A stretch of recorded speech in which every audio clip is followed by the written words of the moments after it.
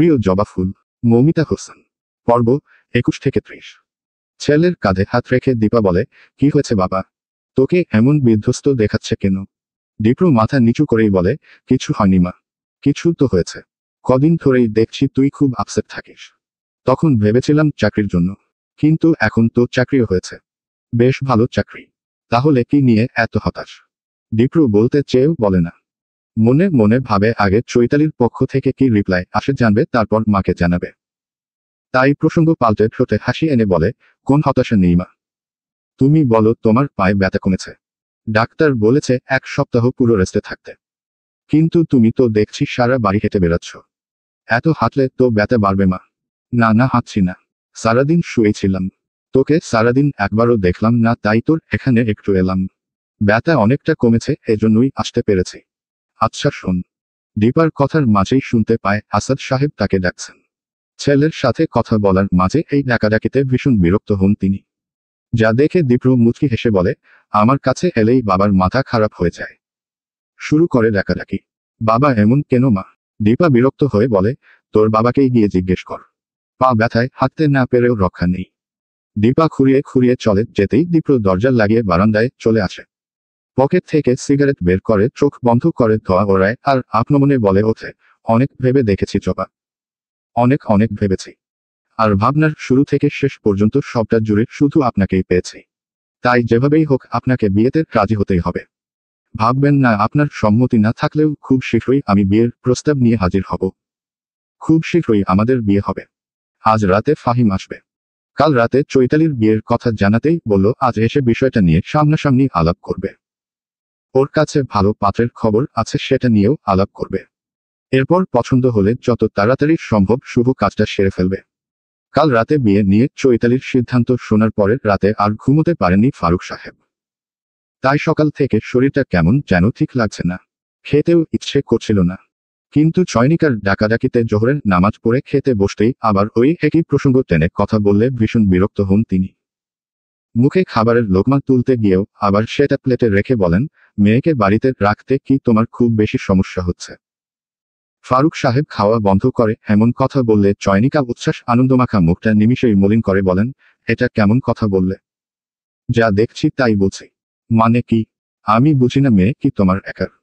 মেয়ের বিয়ের কথা বলতেই তোমার মেজাজ গরম হয়ে যায়। ভালো মন্দ কিছুই বলতে পারি না আমি। আমার মেয়েকে আমিও ভালোবাসি।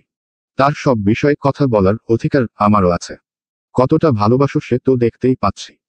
এত বছর পরে হঠাৎ করে মেয়েটা কেন বিয়েতে রাজি হলো, কি ব্যাপার, কোন প্রেশার আছে কিনা কোন কিছুই জানতে চাইলে না। বিয়ের কথা বলতেই পাত্র খোঁজা শুরু করে দিলে। তোমাকে দেখে মনে হচ্ছে মেয়ে আমার এই বাড়ির বোঝা।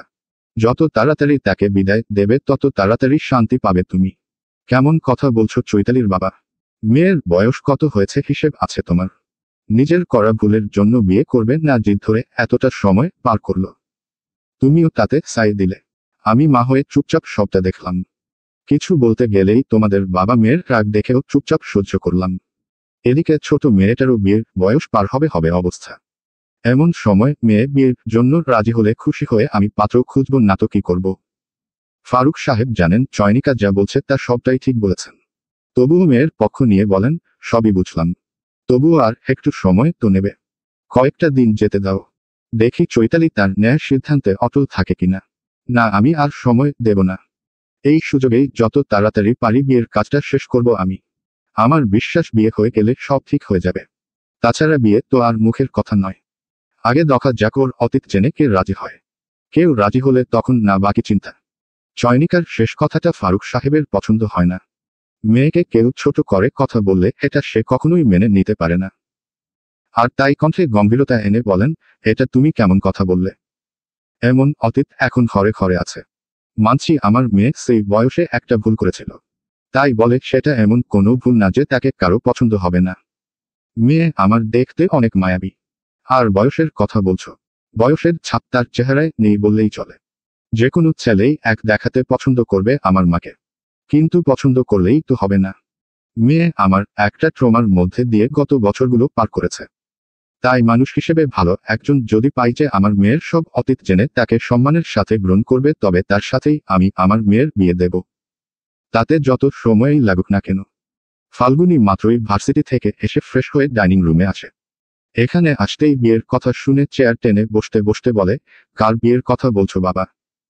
চয়নিকা হাসিমুখে প্লেটে ভাত বাড়তে বাড়তে বলেন, তোর আপুর বিয়ের কথা হচ্ছে। তোকে তো বলা হয়নি চৈতালি বিয়ের জন্য রাজি হয়েছে? হঠাৎ এমন কথা শুনে ফাল্গুনী অবাক হয়ে বলে, মানে? এরপর খাওয়ার টেবিলে বসেই চয়নিকা গত রাতের পুরো বিষয়টা তাকে জানায়। সাথে আজ রাতে যে ফাহিম আসবে এসব নিয়ে আলাপ করতে সেই সবটাও জানায়। সব শুনে ফাল্গুনী ঠিকমতো খেতে পারে না। কেন যেন বিষয়টা তার কাছে স্বাভাবিক বলে মনে হয় না। কোনোরকম খাওয়া শেষ করে ঘড়ির দিকে তাকিয়ে অপেক্ষায় থাকে চৈতালির বাড়ি ফেরার। মনে মনে বলে ওঠে, যেভাবেই হোক আজ এই বিষয় নিয়ে তোমার সাথে কথা বলবোই আপু। দীপ্র ভাইয়া তোমাকে কতটা ভালোবাসে সেই সবটাও তোমাকে জানাবো। মাগরিবের নামাজ শেষ করে লাইট অফ করে কপালে হাত রেখে শুয়ে আছে চৈতালি। এমন সময় রুমে কারো উপস্থিতি টের পেয়ে হাত সরিয়ে তাকাতেই দেখে ফাল্গুনী চা নিয়ে এসেছে। চৈতালি চা রেখে চলে যেতে বলে ফাল্গুনী বলে, তোমার সাথে আমার কিছু কথা ছিল আপু। আমার শরীরটা ভালো লাগছে না, এখন যা পরে কথা বলবো। ফাল্গুনী বোনের কথা উপেক্ষা করে টেবিলে চা রেখে রুমের দরজা লাগিয়ে পাশে এসে বসে বলে, তুমি আমার ওপরে রেগে আছো কেন আপু? সেদিন ভার্সিটি থেকে ফেরার পর থেকে আমাকে এড়িয়ে যাচ্ছ, আমাকে আদর করছো না, গল্প করছো না। কি হয়েছে তোমার? চৈতালি গম্ভীর কণ্ঠে বলে, কিছু হয়নি। এখন যা তো আমার এখন এসব কথা শুনতে ভালো লাগছে না। ফাল্গুনী বোনের শরীরে ঘেঁষে বসে। এরপর তার হাত দুটো নিজের হাতের মুঠোয় পুরে বলে, আমি কি কোন ভুল করেছি আপু? ভুল করলে সেটা নিয়ে বকো, শাসন করো, কিন্তু এভাবে এড়িয়ে যেও না। আজ শুনলাম তুমি বিয়ের জন্য মত দিয়েছ। এত বড় একটা খবর অথচ তুমি আমাকে জানালেও না। কেন আপু? চৈতালি কিছু বলে না, চুপচাপ হাত সরিয়ে উঠে বসে। ফাল্গুনী এবার উঠে খাটের এপাশে বসে বলে, তুমি তো জানো ভাইয়া তোমাকে কতটা ভালোবাসে। তাহলে সব জেনে তুমি অন্য কারোর সাথে কিভাবে বিয়েতে রাজি হও? ভাইয়া শুনলে। চৈতালি এবার ফাল্গুনীর কথা শেষ করতে না দিয়ে রেগে বলে, কেন রেগে আছি জানতে চাইলি না? এজন্যই রেগে আছি। আজ তোর জন্য বাধ্য হয়ে আমাকে বিয়েতে রাজি হতে হয়েছে। সেই শুরু থেকে তোকে বলে এসেছি দীপ্রকে আমি সেভাবে পছন্দ করি না, করতে পারি না। বয়সের ফারাক, আমার অতীত সব মিলিয়ে আমার বিবেক আমাকে এই সম্পর্কে সাইড দিচ্ছে না আর দেবেও না। সমাজের নিয়ম কানুন বলতেও তো একটা কথা আছে। এমন সম্পর্কে সবাই আমার দিকে আঙুল তুলবে। শুধু আমার দিকে না, বাবা মাকেও কথা শুনতে হবে। কিন্তু আমার কোন কথাই যেন তোর কান অবধি পৌঁছাচ্ছে না। এ কেমন কথা ফাল্গুনী? চৈতালি এক নিঃশ্বাসে কথাগুলো বলতেই ফাল্গুনী বলে, আমি অনেক ভেবেছি আপু। বিশ্বাস করো ভাইয়াকে আমিও অনেক বুঝিয়েছি। অনেকবার বলেছি। তোমার অতীত নিয়েও বলেছি। কিন্তু কিন্তু কি? হ্যাঁ, ওই ছেলে বুঝলো কি বুঝলো না তা দিয়ে আমি কি করব? তুই নিজেই তো বুঝতে চাচ্ছিস না। একটা ছেলে আমার পেছনে ঘুরছে যাকে আমার পছন্দ না, সেই সবটা জেনেও তো তুই এমন সব সিচুয়েশন তৈরি করছিস যাতে সে আমার প্রতি আরো দুর্বল হয়। কেন রে ফাল্গুনী? ফাল্গুনী এবার কেঁদে দেয়। কাঁদতে কাঁদতে বলে, আমি তো শুধু চেয়েছি তুমি ভালো থাকো। আমি চেয়েছি এমন কেউ তোমার জীবনসঙ্গী হোক যে কিনা তোমাকে বুঝবে, ভালোবাসবে। চৈতালি হাত দিয়ে ইশারায় চুপ করিয়ে বলে, হয়েছে, অনেক হয়েছে। আমাকে নিয়ে তোর আর ভাবতে হবে না। তাছাড়া এসব নিয়ে আমি তোর সাথে কোন কথা বলতেও চাই না। তোদের সবার ইচ্ছেকে প্রাধান্য দিয়ে আমি তোদের কাছে থেকে দূরে চলে যাচ্ছি। তোরা সবাই শান্তিতে থাক। এভাবে বলো না আপু। বিশ্বাস করো আমি এটা চাইনি। চৈতালি বিরক্ত হয়ে তাচ্ছিল্যের সাথে বলে, প্লিজ ফাল্গুনী চুপ কর তো। এসব নিয়ে এই মুহূর্তে আর কিছু বলিস না। সবকিছু এই মুহূর্তে আমার কাছে অসহ্য লাগছে। ফাল্গুনী কিছু না বলে কাঁদতে কাঁদতে দরজা খুলতে নেবে, ঠিক সেই সময়ে চৈতালি বলে, সম্ভব হলে শেষ একটা অনুরোধ করব, রাখবি? ফাল্গুনী করুণ চোখে বোনের দিকে তাকাতেই সে বলে, আমার বিয়ের খবরটা দীপ্রকে দিস না। আমি চাই না আমার জন্য ছেলেটার ভবিষ্যৎ নষ্ট হোক, বাবার সম্মান নষ্ট হোক। আমি চাই না বাকি জীবনটা মা আর হায়া আমাকে আরো ঘৃণার চোখে দেখুক। বোনের কথার উত্তরে ফাল্গুনী বলার মতো কিছু পায় না। তাই চুপচাপ দরজা খুলে নিজের রুমে চলে যায়। ভাবতে থাকে দীপ্র নামক প্রেমিকের কথা যে কিনা তার বোনকে সত্যিকার অর্থেই প্রচণ্ড রকম ভালোবাসে। শফিউল ভাই আমাদের 3 বছরের সিনিয়র হলেও দেখে বয়স বোঝা যায় না। যথেষ্ট স্মার্ট, মার্জিত, ভদ্র। হাসপাতালের তিনি সবার খুব প্রিয় একজন মানুষ। শুধু হাসপাতালের না, তার এলাকাতেও তিনি খুব ভালো মানুষ হিসেবে পরিচিত। 5 ওয়াক্ত নামাজ পড়েন। শুধু একটাই সমস্যা। এমন সমস্যা তো আমাদের চৈতালিরও আছে, তাই না? পাত্রের বায়োডাটা হাতে নিয়ে একের পর এক কথাগুলো বলতে থাকে ফাহিম। আর তার সামনে চৈতালি ছাড়া বাকি সবাই চুপচাপ বসে শুনতে থাকে সবটা। ফাহিমের কথা শেষ হতেই ফারুক সাহেব বলেন, চৈতালির সমস্যা নিয়ে পরে আলাপ করব। প্রথমে তুমি পাত্রের সমস্যা কি সেটা জানাও। এত বয়স হবার পরেও এত দিন বিয়ে করেনি কেন? বিয়ে করেনি কে বলেছে? শফিউল ভাইয়ের স্ত্রী বিয়ের 2 বছরের মাথায় একটা অ্যাক্সিডেন্টে মারা যান। তার একটা ছোট্ট মেয়ে আছে, বয়স 4। মেয়েটার জন্যই আবার বিয়ে করবেন বলে সিদ্ধান্ত নিয়েছেন তিনি। মা তো সবটা জানে, তোমাকে বলেনি? ফাহিমের কথা শুনে ফারুক সাহেব এবং ফাল্গুনী অবাক হলেও চয়নিকা খুব স্বাভাবিক ভঙ্গিতে বলেন, এটা এত ঢাকঢোল পিটিয়ে সবাইকে জানানোর কি আছে? ফারুক সাহেব বলেন, এত বড় একটা বিষয় জানানোর কিছু নেই। মেয়েকে বিয়ে দেবে একজন বিবাহিত পুরুষের সাথে। এ কেমন ভাবনা তোমার চয়নিকা? আমার ভাবনা ঠিকই আছে। এই ছেলে চৈতালির সবকিছু জেনে তাকে বিয়ে করতে রাজি হয়েছে। ছেলের পরিবার থেকে শুরু করে সবকিছু ভালো। আলহামদুলিল্লাহ, একজন ডাক্তার ছেলে সে। আয় রোজগারও ভালো। বয়সের ব্যবধান যেটুকু আছে আমার কাছে সেটাও একদম পারফেক্ট মনে হয়েছে। ফারুক সাহেব কণ্ঠে কাঠিন্যতা এনে বলেন, আজই তো মাত্র বায়োডাটা আনলে, তাহলে ছেলের যে চৈতালিকে পছন্দ সেটা জানলে কিভাবে? ফারুক সাহেবের এই প্রশ্নের জবাবে ফাহিম বলে, আমি বলছি বাবা। মানে জানোই তো চৈতালিকে নিয়ে মা সব সময় একটু বেশি চিন্তা করে। তাই মায়ের আদেশে বেশ কিছুদিন আগে আমি বনুর বায়োডাটা শফিউল ভাইকে দেখাই। দেখানোর পেছনেও কারণ ছিল। তিনি একদিন নিজ থেকেই আমাকে তার জন্য ভালো পাত্রী খুঁজতে বলেছিলেন। তখন হঠাৎ করেই আমার মাথায় চৈতালির ব্যাপারটা আসলে। ফারুক সাহেব ছেলেকে থামতে বলেন। এরপর তপ্ত শ্বাস ফেলে বলেন, এর মানে মা ছেলে মিলে কারো মতামত না নিয়ে আগেই আমার মায়ের জন্য পাত্র ঠিক করে রেখেছ? বাহ, বেশ তো। পাত্রের সাথেও কি কথা বলে সব ঠিক করে এসেছ নাকি কিছু বাকি রেখেছ? এমন করে বলছো কেন? তোমার সাথে কথা না বলে ফাহিম সব ঠিক করতে যাবে কেন?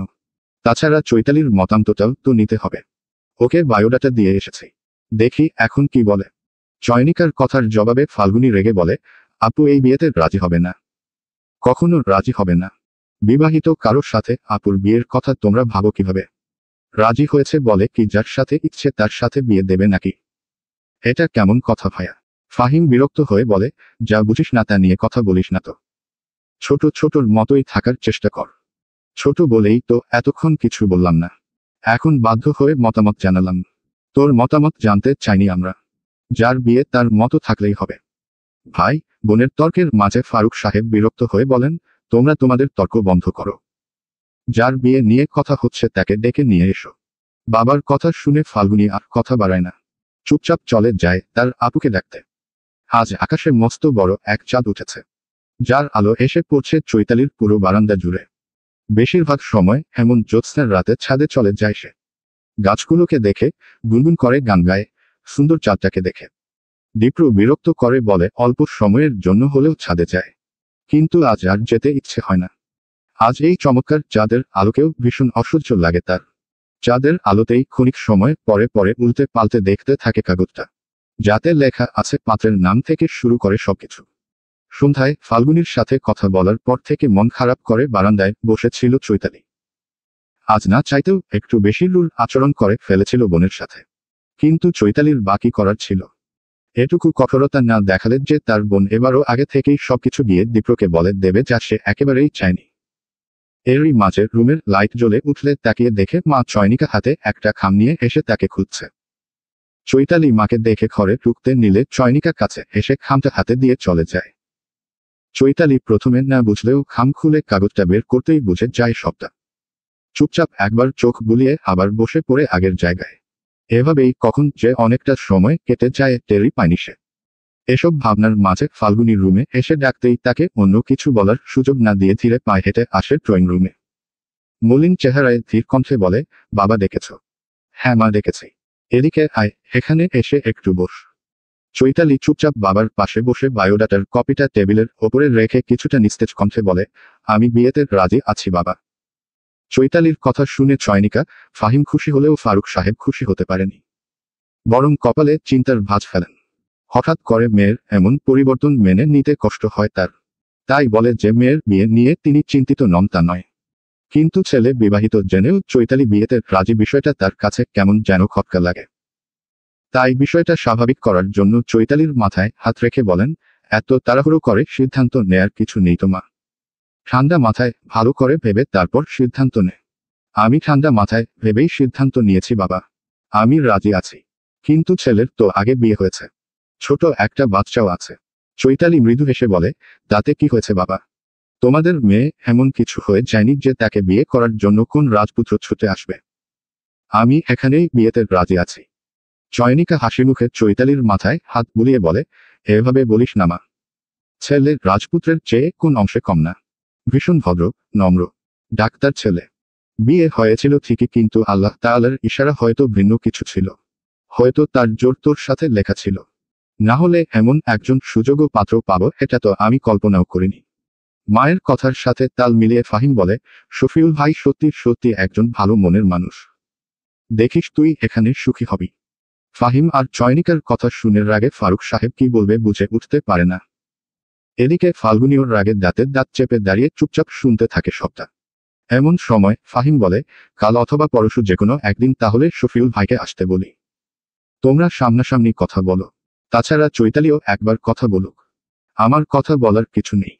তোমরা যা ভালো বুঝবে তাই করো। মানে তোমাদের যেভাবে সুবিধা হয় সেভাবে আগাও। বিয়ের আগে আমি আর এসব দেখাদেখি বা কোন রকম আলাপ করতে চাচ্ছি না। সত্যি বলতে এখানে তেমন আলাপের কিছু নেই।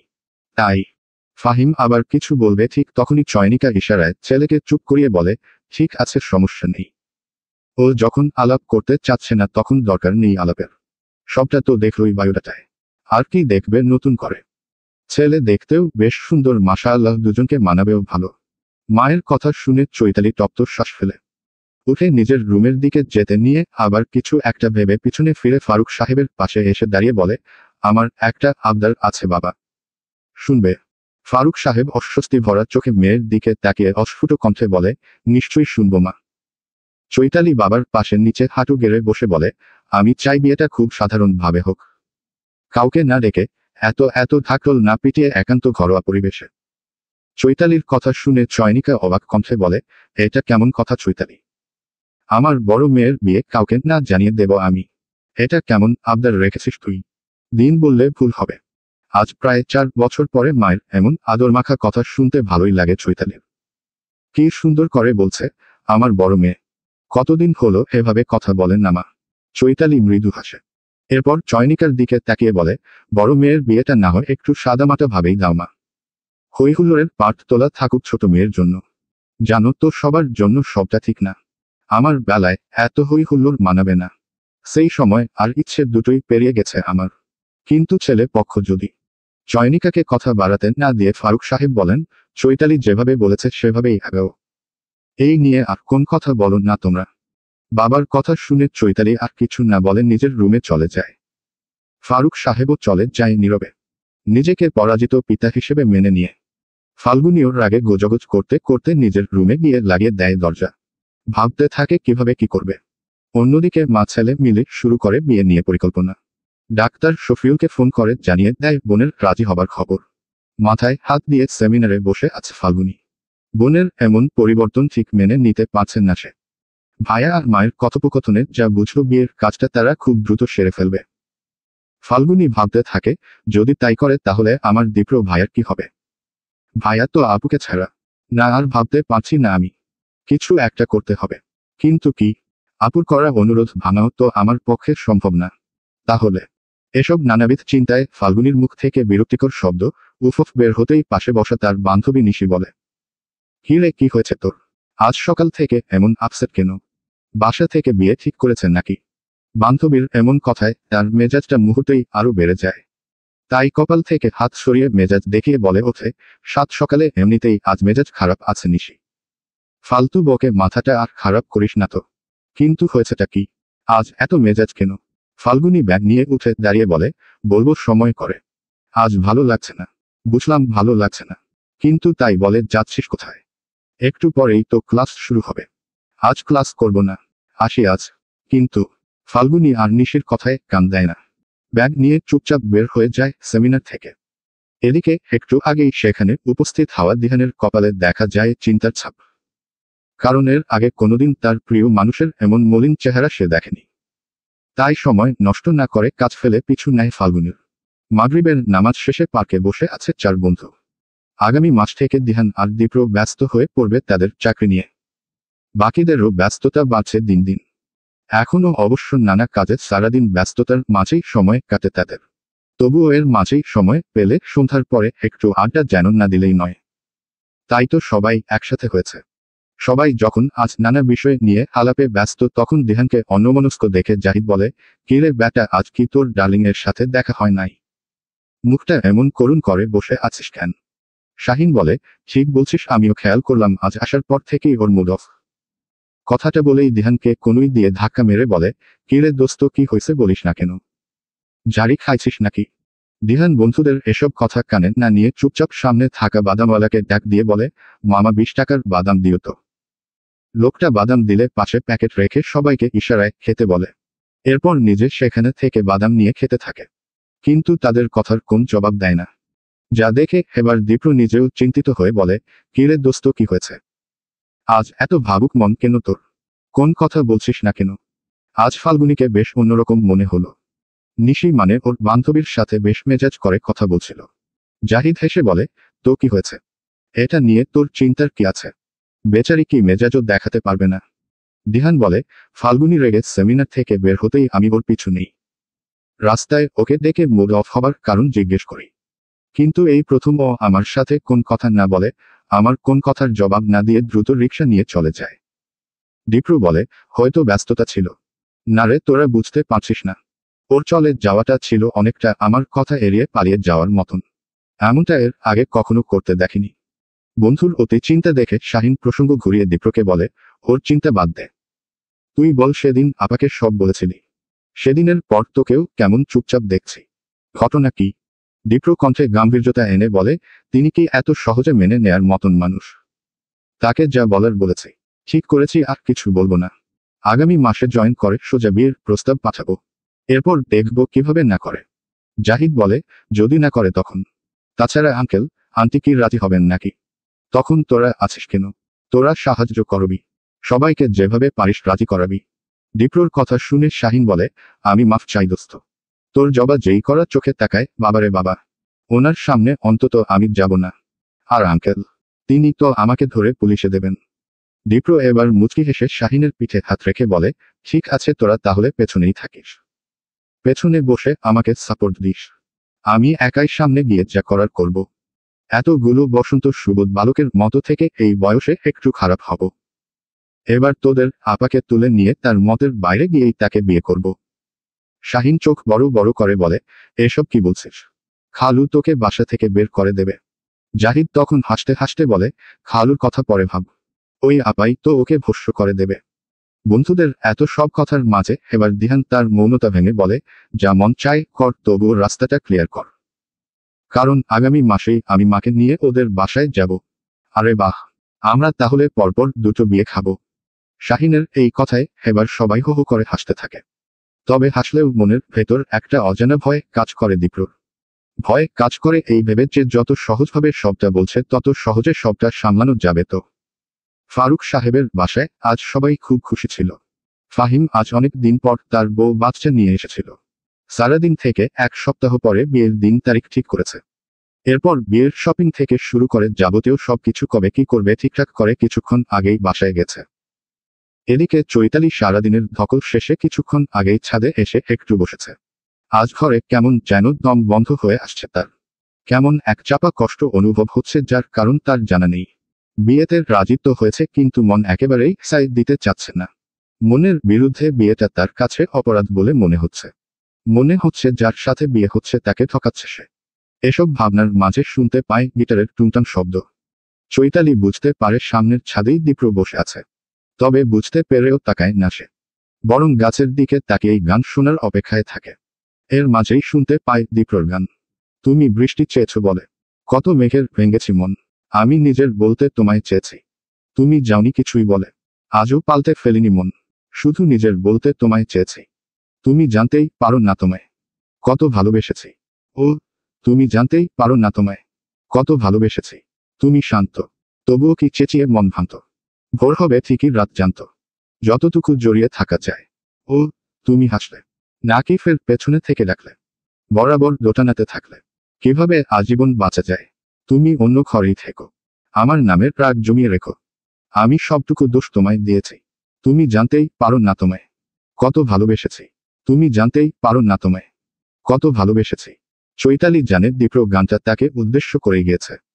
তবুও গান শেষ হতেই সে কোন ধরনের প্রতিক্রিয়া না দেখিয়ে উঠে চলে যেতে নেয়। আর ঠিক সেই সময়ই দীপ্র উচ্চস্বরে বলে, কেমন আছেন জবা? সেদিনের পরে গত কদিনে তাদের মাঝে আর কোন কথা হয়নি, দেখাও হয়নি। দীপ্র খানিকটা অভিমান করে ছিল এই কদিন। আর চৈতালি তো ইচ্ছে করেই এড়িয়ে গেছে তাকে। অজানা একটা ভয়, সংশয় কাজ করছিল মনে, তাই হয়তো এই এড়িয়ে যাওয়া। ভয়টা যদিও এখন পর্যন্ত কাটেনি। ভেবেছিল আজ বিয়ের তারিখ ঠিক হওয়াতে কিছুটা স্বস্তি পাবে। কিন্তু ফাহিম চলে যাওয়ার পরে দেখল যে আরো বেশি অস্বস্তি লাগছে, আর তাই তো এত রাতে তার ছাদে আসা। তবে এই অস্বস্তিটা দীপ্রর সামনে প্রকাশ করা যাবে না। তাই চৈতালি নিজেকে স্বাভাবিক রেখে দীপ্রর প্রশ্নের জবাবে বলে, ভালো আছি। কিন্তু আমার তো মনে হচ্ছে আপনি ভালো নেই। আপনার চেহারা আর মন দুটো তো বিপরীত কথা বলছে। সব ঠিক আছে তো? দীপ্রর কথা শুনতাই চৈতালির চেহারা মলিন হয়ে গেল। মনে মনে ভাবল, সত্যি তো আমার মন ভালো নেই। আচ্ছা, আমার মন ভালো না হবার খবর দীপ্র জানলো কিভাবে? আমি তো তাকে বলিনি। চৈতালির ভাবনার মাঝে দীপ্র বলে, গত কদিন আপনার সামনে আসিনি, আপনার সাথে কথা বলিনি, তার মানে এই নয় যে আমার চোখ আপনার ওপরে ছিল না। আপনি সব সময় আমার নজরে থাকেন জবা। আপনার চেহারা দেখেই আমি পুরো আপনাকে পড়ে ফেলতে পারি। এই ক্ষমতা আমার আছে। চৈতালি এবার প্রসঙ্গ এড়াতে বলে, গানটা সুন্দর গেয়েছ। তুমি বেশ ভালো গাও।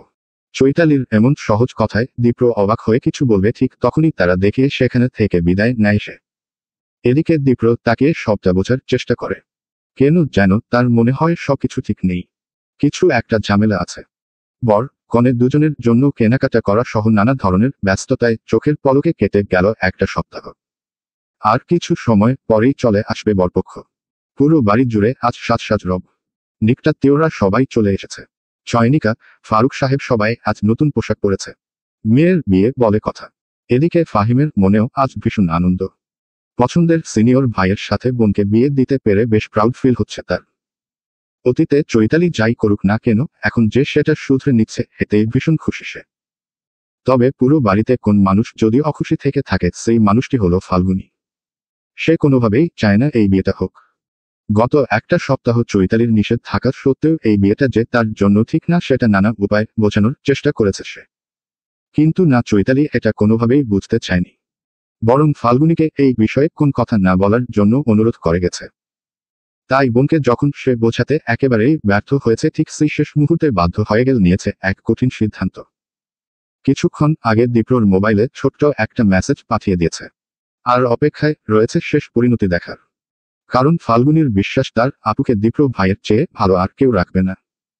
সে জানে বিয়ের খবর শোনা মাত্র দীপ্র ভাইয়া ছুটে আসবেই আসবে। কারণ ফাল্গুনী একমাত্র তার চোখেই আপুর জন্য সত্যিকার ভালোবাসা দেখেছে। আয়নার সামনে বসে নিজেকে খুব পরখ করে দেখছে চৈতালি। নীল রঙের জামদানি শাড়ির সাথে ঘরোয়া হালকা সাজে বেশ সুন্দর লাগছে তাকে। মা, ভাবি সবাই মিলে পার্লারে সাজার জন্য অনেক জোর করলেও রাজি হয়নি চৈতালি। পুরোপুরি ইচ্ছের বাইরে গিয়ে সবটা সামলানোর জন্যই তো এই বিয়ের পিড়িতে বসা। তাই এই বিয়েতে এত সাজাগোজের কিছু আছে বলে সে মনে করেনি।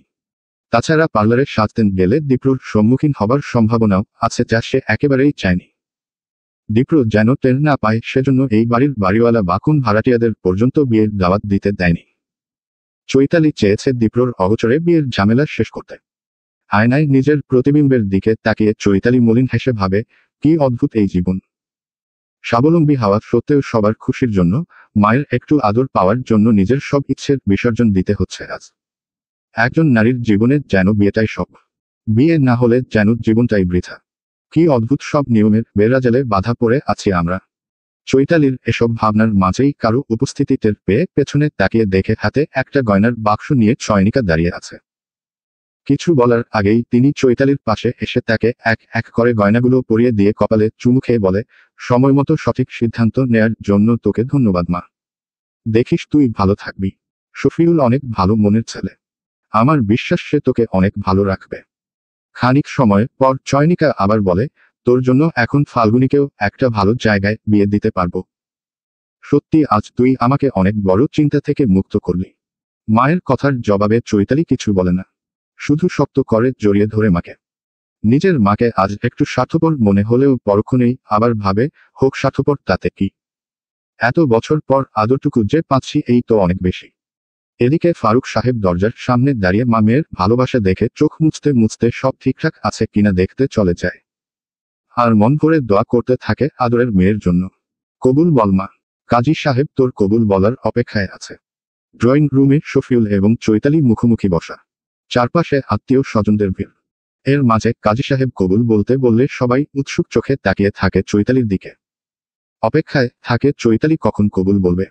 চৈতালিও চাচ্ছে বলতে কিন্তু কেন যেন বলতে পারছে না। কণ্ঠ ভেদ করে ছোট্ট এই শব্দটা বেরি হতে চাচ্ছে না। নানা চিন্তার মাঝে না চাইতেও আজ এই মুহূর্তে দীপ্রর কথা মনে করে দুশ্চিন্তা হচ্ছে। ছেলেটা বিয়ের খবর পেলে আবার কোন অঘটন ঘটায় কিনা সেসব ভাবছে। এর মাঝে চয়নিকা কবুল বলতে বললে পাশে বসে থাকা ফারুক সাহেবও তার মাথায় হাত রেখে বলেন, কবুল বল মা। ওরা সবাই অপেক্ষা করছে। চৈতালি এবার লম্বা শ্বাস ফেলে যেই না কবুল বলবে ঠিক সেই সময়ে কেউ একজন গম্ভীর কণ্ঠে বলে ওঠে, চৈতালি কবুল বলবে না। এই বিয়েতে হবে না, হতে পারে না। হঠাৎ এমন কথা শুনে সবাই চোখ তুলে তাকাতেই দেখে দরজার কাছে দাঁড়িয়ে আছে সুদর্শন এক যুবক, সাথে আরো তিনজন, যাদের প্রত্যেকের চেহারা জুড়েই রয়েছে উদ্বেগ, উৎকণ্ঠা। সবার সাথে সাথে চৈতালিও তাকিয়ে আছে বিস্ময়মাখা চোখে। কারণ এই সময়ে এখানে এভাবে দীপ্রর উপস্থিতি সে কোনোভাবেই প্রত্যাশা করেনি। দীপ্রকে দেখা মাত্রই চৈতালির মনে ভয়ে ঢুকে যায়। পরিবারের সবার দিকে এক নজর বুলিয়ে কিভাবে সবটা সামলাবে ভাবতে থাকে। এদিকে ফাল্গুনীর চোখে থাকে বিশ্বজয়ের আনন্দ। মনে মনে শুধু একটা শব্দই উচ্চারণ করে, আলহামদুলিল্লাহ। প্রায় 10 মিনিট ধরে পুরো রুম জুড়ে পিনপতন নীরবতা বিরাজ করছে। কিছুক্ষণ আগে দীপ্র এসে যেই না বলে যে বিয়ে হবে না তখন ফাহিম বেশ রেগে যায়। হঠাৎ করে এমন কথা শুনে উপস্থিত সবাইও এটা নিয়ে গল্প বানাতে ব্যস্ত হয়ে পড়ে। ছেলে পক্ষের লোকজনও বলতে থাকেন নানা ধরনের কথা। সব সামলাতে শেষমেশ চৈতালি নিজেই যখন দীপ্রর সাথে কথা বলতে চায় ঠিক তখন ফারুক সাহেব সবাইকে শান্ত থাকতে বলে দীপ্রর কাছে তার পরিচয় সহ আসল ঘটনা কি সেই সবকিছু জানতে চায়। এদিকে দীপ্রর পাগলামির বিষয়টা এভাবে সবার সামনে আসুক সেটা চৈতালি একেবারেই চাচ্ছিল না। বিয়ের পেছনে এটাও তো একটা বড় কারণ ছিল। আর তাই সে ফারুক সাহেবের কাছে এই বিষয় নিয়ে দীপ্রর সাথে আলাদা কথা বলার অনুমতি চায়। কিন্তু ফারুক সাহেব অনুমতি না দিয়ে বরং সবার সামনেই সবকিছু জানাতে বলে, যার জন্য চৈতালি একেবারে চুপ হয়ে যায়। চৈতালি বুঝতে পারে যেই ভয়টা সে পাচ্ছিল শেষমেশ সেটাই হতে যাচ্ছে। ফারুক সাহেবের অনুমতি পেয়ে দীপ্র আর চোখে চৈতালিকে একবার দেখে। এরপর কোন কিছু না লুকিয়ে শুরু থেকে শেষ পর্যন্ত সবকিছুই খুলে বলে। সাথে এও বলে যে চৈতালিকে ছেড়ে থাকা তার পক্ষে সম্ভব নয়। তাই যেভাবেই হোক চৈতালিকে সে বিয়ে করবেই। সবটা শুনে পুরো ঘর জুড়ে শুরু হয় নানা ধরনের আলোচনা সমালোচনা। যা শুনে ফারুক সাহেব চুপচাপ সোফায় বসে পড়ে। কি করবে, কি বলবে কিছুই বুঝে উঠতে পারে না। এত কিছুর পরে ঠিক হওয়া আদরের মেয়ের বিয়ের আসরে এমন অনাকাঙ্ক্ষিত পরিস্থিতি তাকে বাকরুদ্ধ করে দেয়। লজ্জা, অপমানবোধ ফিরে ধরে আসতে পৃষ্ঠ। সত্যি মিথ্যে যা হোক না কেন সবার সামনে যে কখনো এমন পরিস্থিতিতে পড়তে হতে পারে এমনটা তিনি কোনোদিন কল্পনাও করেননি। তাছাড়া মিথ্যে হলেও এমন কাণ্ডে সবাই যে সব দোষ তার পরিবারকে আর চৈতালিকেই দেবে এটাও তিনি ভালোভাবেই জানেন। এর মাঝে হঠাৎ ভাবলেন ছেলেটা তো মিথ্যাও বলতে পারে। কারণ বয়সে ছোট কাউকে তার মেয়ে যে কখনো প্রশ্রয় দেবে না বা অন্যায় কিছু যে করবে না এটুকু বিশ্বাস তার মেয়ের প্রতি আছে। আর তাই শেষবারের মতো চৈতালির দিকে তাকিয়ে মাথায় হাত রেখে জিজ্ঞেস করেন, ছেলেটা যা বলছে তা কি সত্যি? তুই জানতি সবটা? বাবার প্রশ্নের জবাবে চৈতালি কিছু বলে না, বলতে পারে না। কারণ সে বুঝতে পারে তার কথা বোঝার মতো কোন মানুষ আপাতত এখানে নেই। বুঝতে পারে অতীতের মতো এবারও সবাই তাকেই ভুল বুঝবে, তাকেই দোষারোপ করবে। এদিকে শফিউল এতক্ষণ ধরে বসে বসে চুপচাপ সবকিছু শুনলেও এবার দাঁড়িয়ে রাগান্বিত কণ্ঠে সবাইকে উদ্দেশ্য করে বলে, সবাই এখনো বসে আছো কেন? এত সব ঘটনার পরে এখানে বসে থাকার কোন প্রয়োজন আছে বলে আমার মনে হয় না। শফিউলের কথা শুনে সবাই তার কথার সাথে সাইড দিয়ে চলে যাওয়ার জন্য দরজার কাছে যেতে নিলেই ফাহিম এসে শফিউলের হাত ধরে উদ্বিগ্ন কণ্ঠে বলে, কি করছেন ভাই? এভাবে চলে যাবেন না, বিষয়টা বোঝার চেষ্টা করুন। ফাহিমের কথায় শফিউল প্রচণ্ড বিরক্ত হয়। রেগে হাত ছাড়িয়ে নিয়ে চেঁচিয়ে বলে, এত কিছুর পরে আর কি বুঝতে বলছো ফাহিম? এজন্যই মনে হয় তোমার বোনের সাথে বিয়ের আগে আমাকে কোন প্রকার আলাপ করতে দাওনি তাই না? তোমাকে আমি একজন ভালো মানুষ ভেবেছিলাম। তুমি এবং তোমার পুরো পরিবারের জন্য আজ আমাকে এত অপদস্থ হতে হলো। এই অপমান ভোলার নয় ফাহিম। কথাগুলো বলেই দ্রুত পায়ে হেঁটে চলে যায় শফিউল সহ বরপক্ষের সবাই। রাত প্রায় 1টা। ডাক্তারকে বিদায় দিয়ে রুমের দিকে আগাতে নিলেই ড্রয়িং রুমে দীপার ডাক শুনে সেখানে যায় দীপ্র। ক্লান্ত, বিধ্বস্ত চেহারা নিয়ে বলে, আজ ভীষণ ক্লান্ত লাগছে মা। এসব নিয়ে কাল আলাপ করি। দীপা চেঁচিয়ে বলে, ফাজলামো করিস। সবকিছু তোর কাছে ফাজলামো মনে হচ্ছে। কথা নেই, বার্তা নেই, রাত 12টায় একটা মেয়েকে ধরে এনে বলছিস মেয়েটা তোর বউ। এখন আবার বলছিস এখন কোন কথা হবে না, কাল কথা হবে। এসব কি দীপ্র? দীপ্র বন্ধুদের দিকে তাকিয়ে জিজ্ঞেস করে, মাকে সব বলিসনি? সবাই একসাথে মাথা ঝাঁকালে দীপা বলে, ওরা কি বলবে? বিয়ে তুই করেছিস, তুই বলবি। বললাম তো সব বলবো। একটু সময় তো দাও। তোমার বৌমা সেন্সলেস হয়ে পড়ে আছে, রুমে একা। এখন তার কথা ভাববো নাকি? দীপার রাগী চোখের দিঠির দিকে তাকিয়ে বলে, দীপ্রর রুমে গিয়ে মেয়েটার পাশে বসে থাক।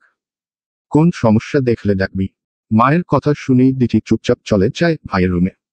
দীপা এবার কঠিন চোখে ছেলের দিকে তাকাতেই জাহিদ বলে, এখন তাহলে আমরাও আসি আন্টি। অনেক রাত হয়ে গেছে, আপনি আর দীপ্র না হয় আলাপ করুন। চুপচাপ বসো সবাই, কেউ কোথাও যাবে না। নাচতে নাচতে সাক্ষী হয়ে বন্ধুর বিয়ে যেহেতু দিয়েছ সেহেতু বাকি দায়িত্বটাও পালন করতে হবে। দীপ্র কিছু না বলে সোফায় গিয়ে বসতেই দীপা বলে, এমন কিছু করার আগে একবারের জন্যও কি আমাদের কথা ভাবার প্রয়োজন বোধ করিসনি তুই? তোর ছোট একটা বোন আছে, সেই ভাবনাটাও আসেনি তোর?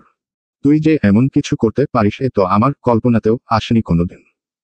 আমাদের একমাত্র ছেলে তুই, তোকে নিয়ে আমাদের শখ আহ্লাদ। আচ্ছা সেসব না হোক বাদ দিলাম, কিন্তু তোর বাবা, জানিস তো তিনি একটু অন্যরকম। এলাকায় তোর বাবার আলাদা একটা সম্মান আছে। ভাগ্যিস তিনি এখন ঢাকায় নেই। তিনি বাড়ি থেকে হেলে তাকে আমি কি জবাব দেব বলতে পারিস? দীপ্র ধীর কণ্ঠে বলে, আমি চাইনি বিয়েটা এভাবে হোক। তোমাদের জানাতে চেয়েছিলাম, আগামী মাসেই তোমাদের সবকিছু জানাতাম। কিন্তু পরিস্থিতি এমন হয় যে সব হাতের নাগালের বাইরে চলে যায়, তাই বাধ্য হয়ে আছি। দীপা কপালে হাত রেখে বলেন, তোর বাবা কোনোভাবেই এই বিয়ে মেনে নেবেন না দীপ্র। আমি তাকে চিনি, তিনি কোনোভাবেই তার আত্মসম্মানের সাথে আপোষ করবেন না। কেন মেনে নেবেন না মা? চৈতালি খুব ভালো মেয়ে, শিক্ষা, সৌন্দর্য, ব্যবহার সব দিক থেকে পারফেক্ট। একটা কলেজে চাকরি করছে। দীপা উচ্চস্বরে বলে, মেয়েটা তোর চেয়ে বয়সে বড় দীপ্র, ভালো মন্দ সব পরে। বয়সে বড় একটা মেয়েকে তুই কিভাবে বিয়ে করলি? তোর বাবা সবকিছু মেনে নিলেও তো এটা মানবে না। এতক্ষণে নিশ্চয়ই পুরো এলাকার মানুষ এটা জেনে গেছে। ছি ছি ছি, কি লজ্জা! কিভাবে কি করব বলতে পারিস? আমি তো আর ভাবতেই পারছি না। মায়ের এমন বিলাপ শুনে আজ প্রথমবারের মতো তার ওপরে দীপ্র বিরক্ত হয়। অবশ্য বিরক্ত হবে, এটাই স্বাভাবিক। বিয়ে করা বউ জ্ঞান হারিয়ে রুমে শুয়ে আছে, আর এদিকে সে বিয়ের কৈফিয়ত দিতে মায়ের সাথে বসে আছে ড্রয়িং রুমে। এর চেয়ে সুন্দর দৃশ্য আর কি বা হতে পারে? অবশ্য রুমে যাওয়াটাও এখন তার জন্য অস্বস্তিকর। এসব ভাবতেই দীপ্র সোফা ছেড়ে মায়ের পাশে দাঁড়িয়ে বলে, অনেক রাত হয়েছে মা, এখন সব চিন্তা বাদ দিয়ে ঘুমাতে চলো। এসব নিয়ে না হয় আবার কাল যা বলার বলো। কথাটা বলে মায়ের হাত ধরতে নিলেই দীপা ধাক্কা দিয়ে তাকে সরিয়ে দেয়। ইশারায় শাহিনকে ডেকে বলে হাতটা ধরে রুমে পৌঁছে দিতে। শাহিনকে ডাকা মাত্রই সে উঠে আসে, দীপার হাত ধরে পৌঁছে দেয় রুমে। এদিকে অসহায় চোখে তাকিয়ে থাকে দীপ্র, ভাবতে থাকে পরবর্তী পরিস্থিতি নিয়ে। দীপ্র পুরো রাত নির্ঘুম কাটিয়ে মাত্রই ফজরের নামাজ শেষ করে বারান্দায় এসে বসেছে। আকাশে আজ আবার মেঘ জমতে শুরু করেছে। বেশ কিছুদিন ধরে কখনো মেঘ আবার কখনো রোদ্দুর এই খেলায় চলছে। থেমে থেমে অল্প অল্প বৃষ্টি হচ্ছে, এতে গরমের তীব্রতাও বাড়ছে। ভ্যাপসা গরম যাকে বলে, এই গরমটা অসহ্য লাগে দীপ্রর। সেখানে আজ তো এমনিতেই মন মেজাজ খারাপ, তাই আজ সব মিলিয়ে প্রচণ্ড বিরক্ত লাগছে তার। এর মাঝেই ঘরে উকি দিয়ে চৈতালিকে এক পলক দেখে খানিকটা মন খারাপ হবে হবে ভাব হলেও মুহূর্তেই দীপ্রর মেজাজটা আবার বিগড়ে যায়। সাথে সাথে চোখ সরিয়ে নেয়, হাত মুষ্টিবদ্ধ করে চেয়ারে হেলান দিয়ে বসে চোখ দুটো বন্ধ করে ভাবতে থাকে ঘটে যাওয়া সবকিছু। এত দিন পরে চাকরি পেয়ে চৈতালিকে সব জানিয়ে অনেকটাই হালকা লাগছিল। দীপ্র জানত চৈতালি সহজে রাজি হবে না। শুধু চৈতালি কেন, তার নিজের বাবাও সহজে রাজি হবে না। মাকে হয়তো ইমোশনালি ব্ল্যাকমেইল করে রাজি করানো যেত, কিন্তু বাবাকে রাজি করাতে যে অনেক কাঠখড় পোড়াতে হবে এটা সে জানত। তাই তো কিভাবে কি করবে সেসবটা নিয়ে মনে মনে একটা পরিকল্পনাও করেছিল। সেদিনের পরে চৈতালিকেও বেশ শান্ত দেখাচ্ছিল। দীপ্র ভেবেছিল সেও হয়তো ধীরে ধীরে তার প্রতি নমনীয় হচ্ছে, কিন্তু কাল হঠাৎ ফাল্গুনির মেসেজ পেয়ে মাথা নষ্ট হয়ে গিয়েছিল। কিভাবে কি করবে ভেবে পাচ্ছিল না। আসাদ সাহেব ঢাকার বাইরে গেছে, তার সাথে দীপ্রর নিজেরও যাওয়ার কথা ছিল। ভাগ্যিস ভার্সিটির একটা কাজের জন্য তার যাওয়া হয়নি। তাই তো ফাল্গুনীর মেসেজ পাওয়ার সাথে সাথে সবাইকে নিয়ে চৈতালির বাসায় হাজির হয়। আর একটু দেরি করলে তো আজ সে নিশ্চয় হয়ে যেত, আজীবনের জন্য হারিয়ে ফেলত তার চৈতালিকে। এসব ভাবতেই চৈতালির ওপরে জমানো অভিমানের পাল্লাটা আবার ভারী হয়ে ওঠে। দীপ্র ভাবে, এমন দুঃসাহস চৈতালি দেখালো কিভাবে? সে কি জানে না যে আমি তাকে ঠিক কতটা ভালোবাসি? আমার ভালোবাসার কি কোনোই মূল্য নেই? এতটা নিষ্ঠুর সে কিভাবে হতে পারে? পাখির কিচিরমিচির শব্দে মাত্রই ঘুম ভাঙে চৈতালির। চোখ পিটপিট করে খুলতেই সবকিছু অচেনা লাগলেই লাফ দিয়ে উঠতে নিলেই টের পায় নিজের শরীরের দুর্বলতা। গত কদিন ধরে খাওয়া দাওয়ায় বেশ অনিয়ম হয়েছিল, এজন্যই বোধ হয় এমন লাগছে। মাথাটাও ঝিম মেরে আছে। এই অবস্থাতে চৈতালি মাথায় হাত দিয়ে পুরো রুমে চোখ বোলাতেই মনে পড়ে গত রাতের সবকিছু। চোখে ভেসে ওঠে বাবার বিধ্বস্ত চেহারা, মা আর ভাইয়ের ঘৃণামিশ্রিত বাণী। এর মাঝে বারান্দায় চোখ পড়তেই দেখে সেখানে হেলান দিয়ে বসে আছে সেই মানুষটি যার জন্য আজ এত কিছু হলো। চৈতালি এই মুহূর্তে আর কিছু ভাবতে পারে না। মাথাটা আবার কেমন যেন লাগছে। তাই চুপচাপ হেলান দিয়ে চোখ বন্ধ করে বসে থাকে। এমন সময়ে দরজায় কেউ নক করলে দীপ্র উঠে এসে দরজা খুলে দেখে দিঠি দাঁড়িয়ে আছে। কেন এসেছে জানতে চাইলে দিঠি ফিসফিস করে বলে, মা তোমাদের নাস্তা খেতে রেখেছে। আর হ্যাঁ, আপু চলে এসেছে, প্রচণ্ড রেগে আছে। দীপ্র হাই তুলতে তুলতে বলে, ঠিক আছে তুই মাকে বল আমরা 10 মিনিটের মধ্যে আসছি। ঠিক আছে বলেই দিঠি ঘরের ভেতর উকি দিলে দীপ্র তার মাথায় টোকা দিয়ে বলে, এভাবে উকি দিয়ে কাকে খুঁজছিস? চৈতালি, আপু এখনো ঘুমাচ্ছে। আপুর শরীরের কি অবস্থা? দীপ্র রাগ দেখিয়ে বলে, আপু কি? হ্যাঁ ভাবি বল। ঠিক আছে বলবো। বলছিলাম যে ভাবির সাথে একটু কথা বলে আসি। দীপ্র কিছু একটা ভেবে বলে, ফ্রেশ হয়ে নাস্তা পর্ব শেষ করুক, তারপর যত খুশি কথা বলিস। দিঠি হেসে মাথা উপনিচ করে সম্মতি দিয়ে চলে যায় মায়ের কাছে। এদিকে দীপ্র দরজা লাগিয়ে এসে খাট থেকে কিছুটা দূরত্বে রাখা চেয়ারে বসে। দীপ্র জানে চৈতালি জেগে আছে। এও জানে চৈতালি এত সহজে তার সাথে কথা বলবে না। অবশ্য সে নিজেও যে আজ খুব করে কথা বলতে চাচ্ছে তা নয়। কালকের ঘটনায় যেই রাগ অভিমান জমেছে তা কমতে সময় লাগবে। দীপ্র ভাবে, অভিমান থাকলেও আজ এই মুহূর্তে এসব অভিমান দেখাবো না আমি। এসবের জন্য অনেক সময় পড়ে আছে। এত দিনের অপেক্ষার পর অবশেষে জবাকে নিজের করে পেয়েছি। বিয়ে নামক পবিত্র বন্ধনে আবদ্ধ হয়েছে দুজন। এখন অন্তত হারানোর ভয়টা আর নেই। তাই রাগ অভিমানের পাঠ পরে চুকাবো। আপাতত তার সুস্থতার দিকে মনোযোগ দিয়ে তাকে সুস্থ করতে হবে। তাছাড়া কাল জবার ওপর দিয়ে অনেক বড় মানসিক ধকল গেছে, সেই সবটাও এক এক করে দূর করতে হবে। এসব নানা ধরনের ভাবনা থেকে বের হয়ে দীপ্র দৃষ্টি নত রেখে শান্ত গলায় বলে, মা নাস্তার টেবিলে অপেক্ষা করছে। তাছাড়া কাল থেকে না খেয়ে আছেন। ডাক্তার বলেছে এভাবে না খেলে হাসপাতালের ভর্তি করাতে হবে।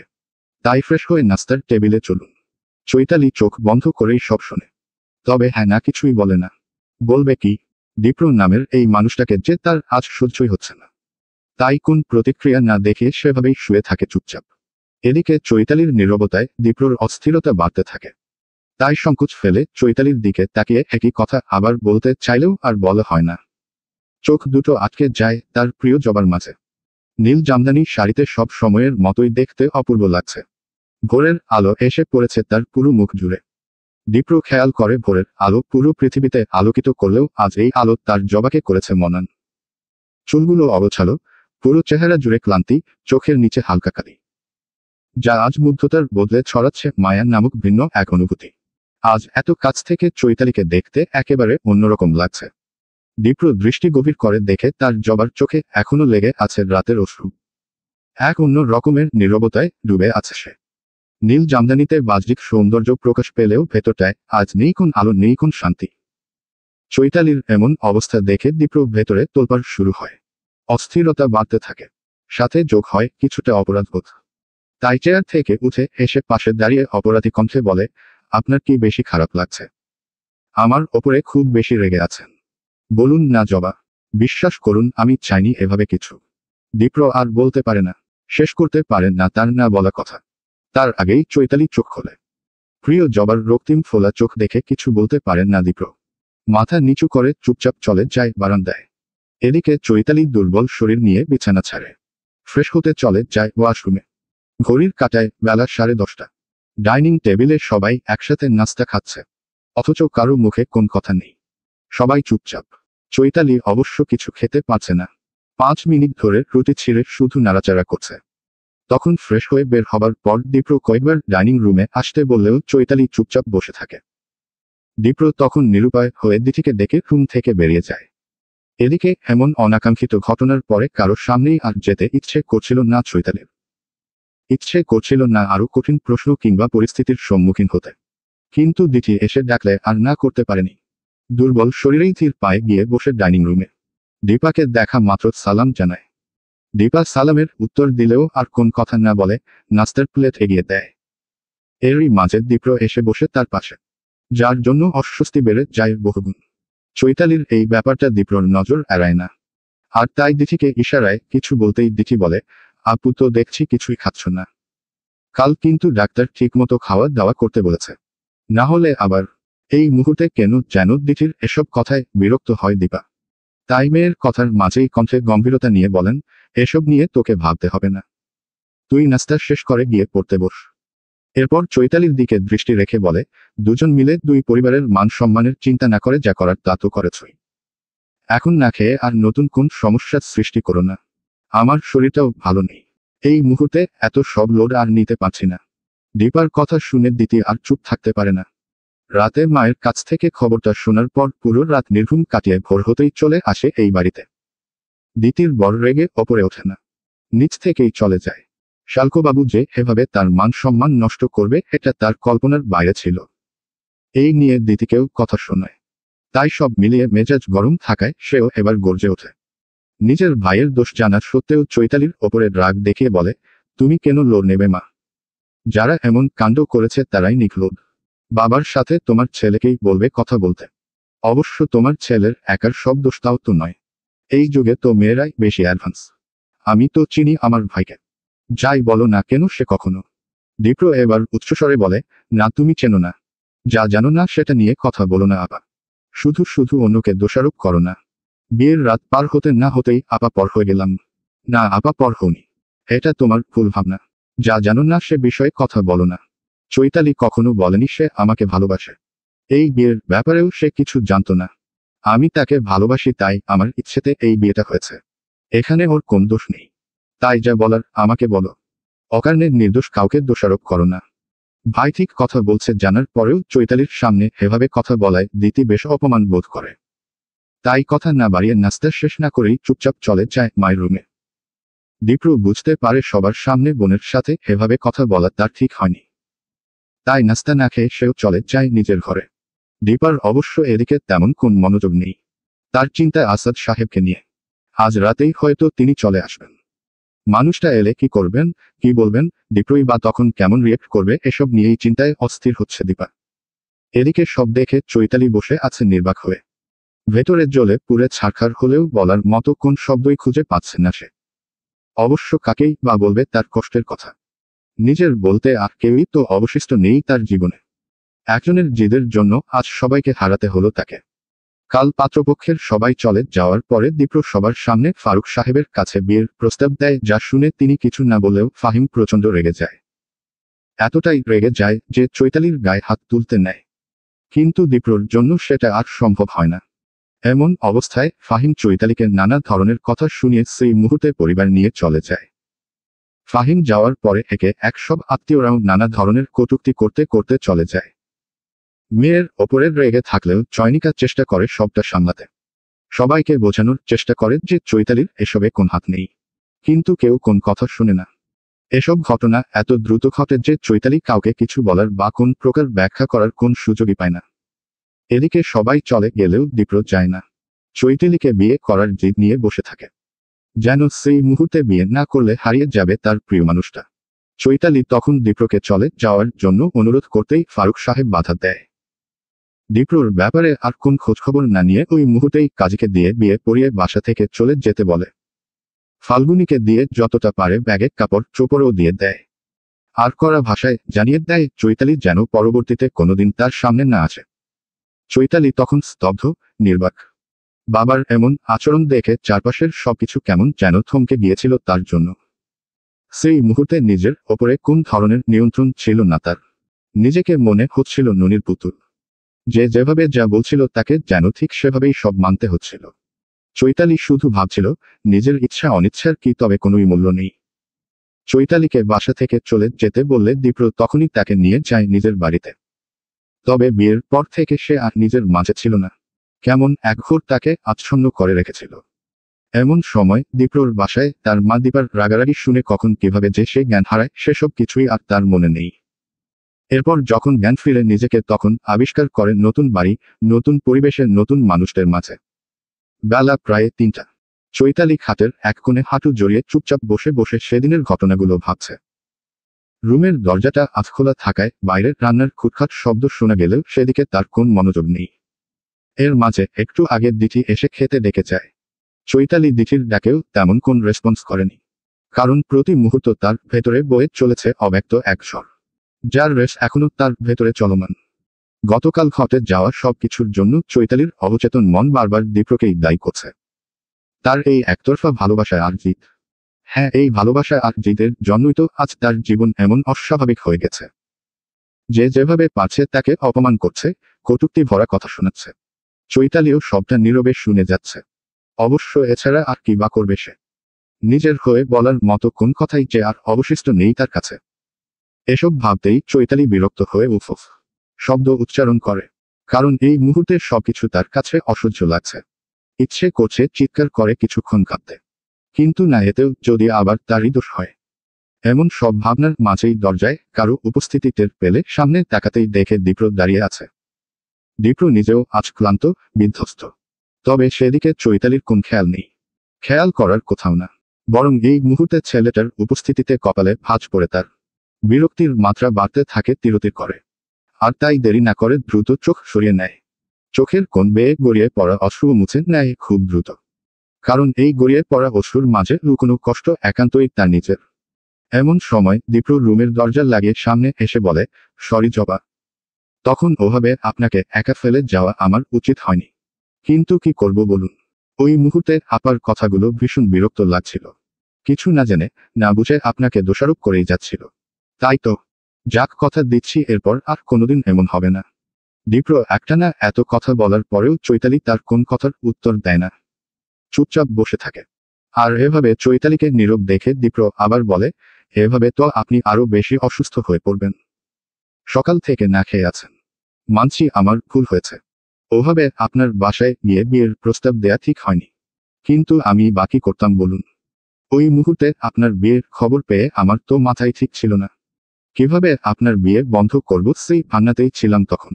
আর তাই আমার মতের বাইরে আমাকে বিয়ে করলে, তোমার জিদ পূরণ করলে, তাই না? কণ্ঠে তেজ থাকলেও বেশ ধীরেই কথাটা বলে চৈতালি। যা শুনে দীপ্র বেশও অবাক হয় হতাশ। দীপ্র হতাশা মিশ্রিত কণ্ঠে বলে, মতের বাইরে? হ্যাঁ মতের বাইরেই তো। আমার জন্য তো আপনার হৃদয়ে কখনোই একটু জায়গা হয়নি। অথচ আপনাকে আমি কতই না ভালোবেসেছি। হ্যাঁ একতরফা ভালোবাসা, যেখানে কখনোই আমার মত ছিল না, ছিল না কোন অনুভূতি। যা ছিল তার সবটাই ছিল তোমার একার পক্ষ থেকে। দীপ্র এবার চৈতালির সামনে এসে বসে। তবে দুজনের মাঝে এখনো বেশ দূরত্ব। কারণ দীপ্র চায় না নতুন করে কোন ঝামেলা করতে, বা এমন কিছু করতে যাতে চৈতালি তার প্রতি আরো বিরক্ত হয়। এরপর দৃষ্টি নত রেখেই বলে, আমি মানছি জবা। আপনি যা বলছেন সবটাই মেনে নিচ্ছি। কিন্তু ওই মুহূর্তে বিয়ে ছাড়া আর কোন উপায় ছিল না। ওই মুহূর্তে বিয়েই ছিল একমাত্র সমাধান। সত্যি বলতে আপনাকে নিয়ে আমি কোন ধরনের রিস্ক নিতে চাইনি। চৈতালি বলে, কিসের উপায়ের কথা বলছো দীপ্র? কিসের রিস্ক? ওই মুহূর্তে সবাই আপনাকে নিয়ে নানা ধরনের কটু কথা বলছিল যা আমার সহ্য হচ্ছিল না। আপনার বাবাও অনেক রেগে গিয়েছিলেন। পরিস্থিতি এমন হয়ে গিয়েছিল যে আমার কাছে তখন বিয়েটাই সবচেয়ে ভালো সলিউশন মনে হয়েছিল। তাই। চৈতালির চোখে ক্ষোভ আর রাগের মিলমিশ। তবুও ঠোঁটে তাচ্ছিল্যের হাসি হেসে দীপ্রর দিকে তাকিয়ে বলে, ভালোই বললে দীপ্র। আচ্ছা তুমি যে বারবার পরিস্থিতি আর ওই মুহূর্তের কথা বলে যাচ্ছ, বলার আগে একবারের জন্য কি ভেবে দেখেছো যে সেই মুহূর্ত, সেই পরিস্থিতি সবটা কার তৈরি? ভেবে দেখেছো কার জন্য আমাকে সবাই কটু কথা শোনাচ্ছিল? ভেবে দেখেছো কার জন্য আমি চরমভাবে অপমানিত হয়েছি, সবার কাছে ছোট হয়েছি, আর এখনো অপমানিত হচ্ছি? দীপ্র চোখ নামায়। চৈতালির কথার উত্তর কি দেবে ভাবতে থাকে। এর মাঝে চৈতালি আবার বলে, ভেবে দেখনি তাই না? শুন দীপ্র, সেই সব কিছুর জন্য একমাত্র তুমিই দায়ী। আমি অবাক হই এই ভেবে যে একজন মানুষ শুধুমাত্র নিজের জিদ বজায় রাখার জন্য কিভাবে অন্য জনকে সবার সামনে ছোট করতে পারে। আপনি ভুল ভাবছেন। আমি আপনাকে ছোট করতে চাইনি। সত্যি বলতে আপনাকে ছোট করব এমনটা আমি ভাবতেও পারি না জবা। চৈতালি কণ্ঠে গাম্ভীর্যতা নিয়ে বলে, ভাবতেই পারো না? সত্যি কি তাই? সন্দীপ্র ভালোবাসা মানে জিদ নয়। ভালোবাসা মানে জোর করে কাউকে পাওয়া নয়, নিজের ইচ্ছে অন্যের ওপরে চাপিয়ে দেয়া নয়। তাই ভালোবাসার মানেটা আগে শেখো, তারপর না হো নিজেকে মহান ভেবো। দীপ্রর রাগ হয়, অভিমানও হয় ভীষণ। এত ভালোবাসার পরেও চৈতালি তাকে বুঝতে চাইছেন না, এটা দীপ্র কোনোভাবেই মেনে নিতে পারছে না। অবশ্য এই মুহূর্তে তো কোনটা ঠিক কোনটা ভুল সেটা বুঝতেও সে ভীষণভাবে অপারগ। তবুও নিজের হয়ে কিছু বলতে চাইলে চৈতালি হাত জোর করে বলে, প্লিজ দীপ্র, আমাকে একটু একা থাকতে দাও। একটু সময় দাও আমাকে। এত চাপ আমি আর নিতে পারছি না। তাই দয়া করে এই মুহূর্তে তুমি আমার সামনে থেকে চলে যাও। আমি একটু একা থাকতে চাই। এটুকু অন্তত করো আমার জন্য। চৈতালির এমন আকুতি দেখে দীপ্রর বুকের ভেতরে কেমন যেন মোচড় দিয়ে ওঠে। কেমন যেন অদৃশ্য এক ব্যথা অনুভব করে, যেই ব্যথা বোঝার ক্ষমতা চৈতালির নেই। এরপর কিছু সময় নীরব থেকে উঠে দাঁড়ায়। কথা না বাড়িয়ে দুপুরের খাবার না খেয়েই বাসা থেকে বের হয়ে যায়। এদিকে চৈতালি দীর্ঘশ্বাস ছাড়ে। সামনে আর কি হবে তার সাথে, কত কটু কথা শুনতে হবে সেসব ভেবে শিউরে ওঠে। এভাবে বাইরেই যদি ঘুরবি তবে বিয়ে করেছিস কেন? ভাবি একা একা কিভাবে কি করছে একবার খবর নিবি তো নাকি? জাহিদ কথাটা বলতেই দিহান বলে, সেটাই একবার ফোন করে খবর তো নিবি। ভুল করেছিস, তাই ভুলের মাসুল তো দিতেই হবে তাই না? এভাবে বাইরেই যদি ঘুরবি তবে বিয়ে করেছিস কেন? ভাবি একা, তার ওপরে তিনি অসুস্থ। এই অবস্থায় একা নতুন পরিবেশে কি করছে একবার খবর নিবি তো নাকি? জাহিদ কথাটা বলতেই দিহান বলে, সেটাই একবার ফোন করে খবর তো নিবি। ভুল করেছিস, তাই ভুলের মাসুল তো দিতেই হবে তাই না? বন্ধুর কথা শুনে কপালে ভাঁজ ফেলে দীপ্র বলে, ভুল? চৈতালির মতো তুইও বলছিস ভুল করেছি? দিহান বলে, বলতে বাধ্য হচ্ছি। আপার প্রতি তোর ভালোবাসা দেখে তোকে সাপোর্ট করেছে ঠিকই, কিন্তু ভেতর থেকে সবসময়ই একটা দ্বন্দ্ব কাজ করত। আর তাই অবচেতন মন সবসময় বলছিল এর ফলাফল ভালো হবে না। ঠিক বলেছিস। এজন্যই তো শুরু থেকে আমি এই সম্পর্কের বিরুদ্ধে কথা বলে গিয়েছি। কিন্তু ওই যে তোর ভালোবাসা দেখে। আচ্ছা দোস্ত, আপা তোকে ভালোবাসেন না এটা তো আমরা সবাই জানতাম। তাহলে আমি তোকে বিষয়টা বারবার বোঝাতে গিয়েও ব্যর্থ হয়েছি দোস্ত। তাই তো শেষমেশ হাল ছেড়ে তোর জিদের কাছে মাথা নত করেছি। জাহিদ খানিকটা বিরক্ত হয়েই কথাগুলো বলে। জাহিদের কথা শুনে দীপ্র রেগে বলে, কিরে শিহাব, তুই কিছু বলছিস না কেন? তুইও বল। সবাই একসাথে শোনাতে থাক। আমি কতটা খারাপ সেটা এবার তুইও জানিয়ে যা। বন্ধু হিসেবে দীপ্র যথেষ্ট ভালো মনের মানুষ, যথেষ্ট উদার, সৎ। কিন্তু চৈতালির সাথে কাল যা হয়েছে সেটা ছিল বাড়াবাড়ি। শিহাব সহ সবাই জানে দীপ্র মন থেকে চৈতালিকে ভালোবাসে। বয়সের এমন ফারাকে আমাদের সমাজের কিছু মানুষ যে ছি করবে এটা তারা জানত। তাই তো বন্ধু হিসেবে প্রথমে এই সম্পর্কে কেউ দীপ্রকে সম্মতি জানায়নি। কিন্তু পরবর্তীতে চৈতালির প্রতি দীপ্রর ভালোবাসার গভীরতা দেখে তারাও তাকে সাপোর্ট দেয়া শুরু করে। সবাই চেয়েছিল সময়ের সাথে সাথে সব ঠিক করে সুন্দরভাবে সমাপ্তি টানবে। কিন্তু এর মধ্যে সেদিন বিয়ের খবরে সবটা ওলটপালট হয়ে যায়। শুধুমাত্র বিয়ে ভাঙতে গেলেও ঘটে বিপত্তি। আর এর দায় তাদের ওপরে। শিহাবের এসব ভাবনার মাঝে জাহিদ বলে, এত কি ভাবছিস? তোর মতামতটাও জানা। তারপর যদি আমাদের বন্ধু তার ভুলটা বুঝতে পারে? এমনিতেই ঝামেলার শেষ নেই। এর মাঝে জাহিদ তার কথা শেষ করতে পারে না, তার আগেই শিহাবের ইশারায় সে চুপ হয়ে যায়। দীপ্র নিজেও উঠে দাঁড়ায়। বন্ধুদের সাপোর্ট না পেয়ে হতাশ হয়ে চলে যেতে নিলে শিহাব তার হাত ধরে টেনে বসিয়ে কাঁধে হাত রেখে বলে, শুন দোস্ত, আপার দিকে থেকে দেখলে আমি বলবো যা হয়েছে সেটা অবশ্যই ভুল হয়েছে। তার সাথে অন্যায় হয়েছে। এটাকে জিদ ছাড়া আর কিছু বলা যাবে না। কিন্তু তোর দৃষ্টিতে যখন দেখি তখন মনে হয় যা হয়েছে ঠিক হয়েছে। ভালোবাসলে এভাবেই ভালোবাসতে হয়। কিন্তু সে তো বলছে। দীপ্র হতাশ হয়ে কথাটা বলতেই শিহাব বলে, শুন দোস্ত, যা হয়ে গেছে সেসব নিয়ে ভাবা বন্ধ কর। এখন এই নতুন জীবনকে কিভাবে গোছাবি সেটা নিয়ে ভাব। আপার রাগ তার জায়গায় জায়জ আছে। তাই এখন আর কোন বিষয়ে জিদ না করে জোর না করে তাকে সময় দে। দেখবি সময়ই সব ঠিক করে দেবে। শিহাবের কথা শুনে বাকি দুজনও কিছুটা স্বাভাবিক হয়। শিহাবের কথার সাথে সম্মতি প্রকাশ করে। এরপর জাহিদ পরিস্থিতি স্বাভাবিক করতে বলে, যাক, অনেক হয়েছে সিরিয়াস কথা। এবার একটু আমাদের নিজেদের জগতে ফিরি। দিহান হেসে বলে, হুম বল। এবার আমারটা নিয়েও ভাবা শুরু কর। রাখো ব্যাটা। একটা ঝড় সামলাতে পারলাম না, আসছে আরেকটা ঝড়ের পূর্বাভাস নিয়ে। জাহিদের কথা শুনে শিহাব বলে, ঠিক বলেছিস, আগে দীপ্রকে সেট করে নেই, তারপর তোকে নিয়ে ভাবনা। দিহান কপালে ভাঁজ ফেলে বলে, মানে মানে আগে দীপ্রর প্রেম বাসর হোক, তারপর তোটা দেখব। জাহিদের এমন কথায় সবাই হো হো করে হেসে ওঠে। দীপ্রর নিজেরও হাসি পায়। এমন বন্ধু পেয়েছে বলে নিজেকে ভাগ্যবান মনে হয়। কিন্তু পর মুহূর্তেই চৈতালির বলা কথাগুলো মনে পড়ে যায়। দীপ্র তখন আপনমনে বলে ওঠে, বাসর, সে তো এখনো বহু দূরে, আগে তো তার হৃদয়ে জায়গা করেনি, তারপর না হো ওসব ভাবব। এর মাঝেই দীপ্রর মোবাইল বেজে ওঠে। স্ক্রিনে তাকিয়ে দেখে দীপা ফোন করেছে। এর আগেও আরও কয়েকবার ফোন করলেও সে রিসিভ করে না। কিন্তু বন্ধুদের সাথে কথা বলে মাথা কিছুটা ঠান্ডা হওয়ায় এখন আর দেরি না করে রিসিভ করতেই দীপা বলে, কোথায় তুই?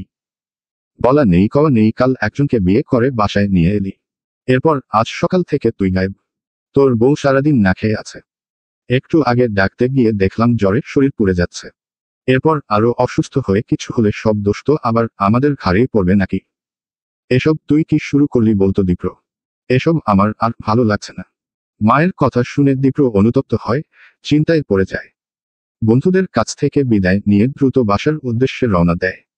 এদিকে তিন বন্ধু মন থেকে দোয়া করে তাদের প্রিয় বন্ধুর জীবনটা যেন আল্লাহ সুন্দর স্বাভাবিক করে দেয়। রাত প্রায় 11:30। চারপাশে নিস্তব্ধতা বাড়ছে। তবে মাঝে মাঝে দূরের গলিতে কুকুরের ডাক আর কিছু সময় পরপর রিকশা, প্রাইভেট কারের শব্দ শোনা যাচ্ছে। জ্বরের ঘরেই চৈতালি ভাবে, সবার ঘরে ফেরার কত তারা, অথচ চৈতালির কোথাও ফেরার কোন তারা নেই। অনিচ্ছা সত্ত্বেও সে আজ পড়ে আছে নতুন এক বাড়িতে, নতুন পরিবেশে। কতই না অদ্ভুত মানুষের জীবন, কখন কার কি হবে কেউ বলতে পারে না। দীপ্রর ঘরের জানালা খোলা, আকাশ মেঘলা থাকায় হালকা বাতাসের জানালার পর্দা নড়ছে। লাইট অফ করে চোখ বন্ধ করে শুয়ে আছে চৈতালি। জ্বরের জন্য এই বাতাসেই তার বেশ ঠান্ডা লাগছে। এই সময় রুমের লাইট জ্বলে উঠলে কিছুটা বিরক্ত হয় সে, তবে চোখ খোলে না, চুপচাপ শুয়ে থাকে আগের মতো।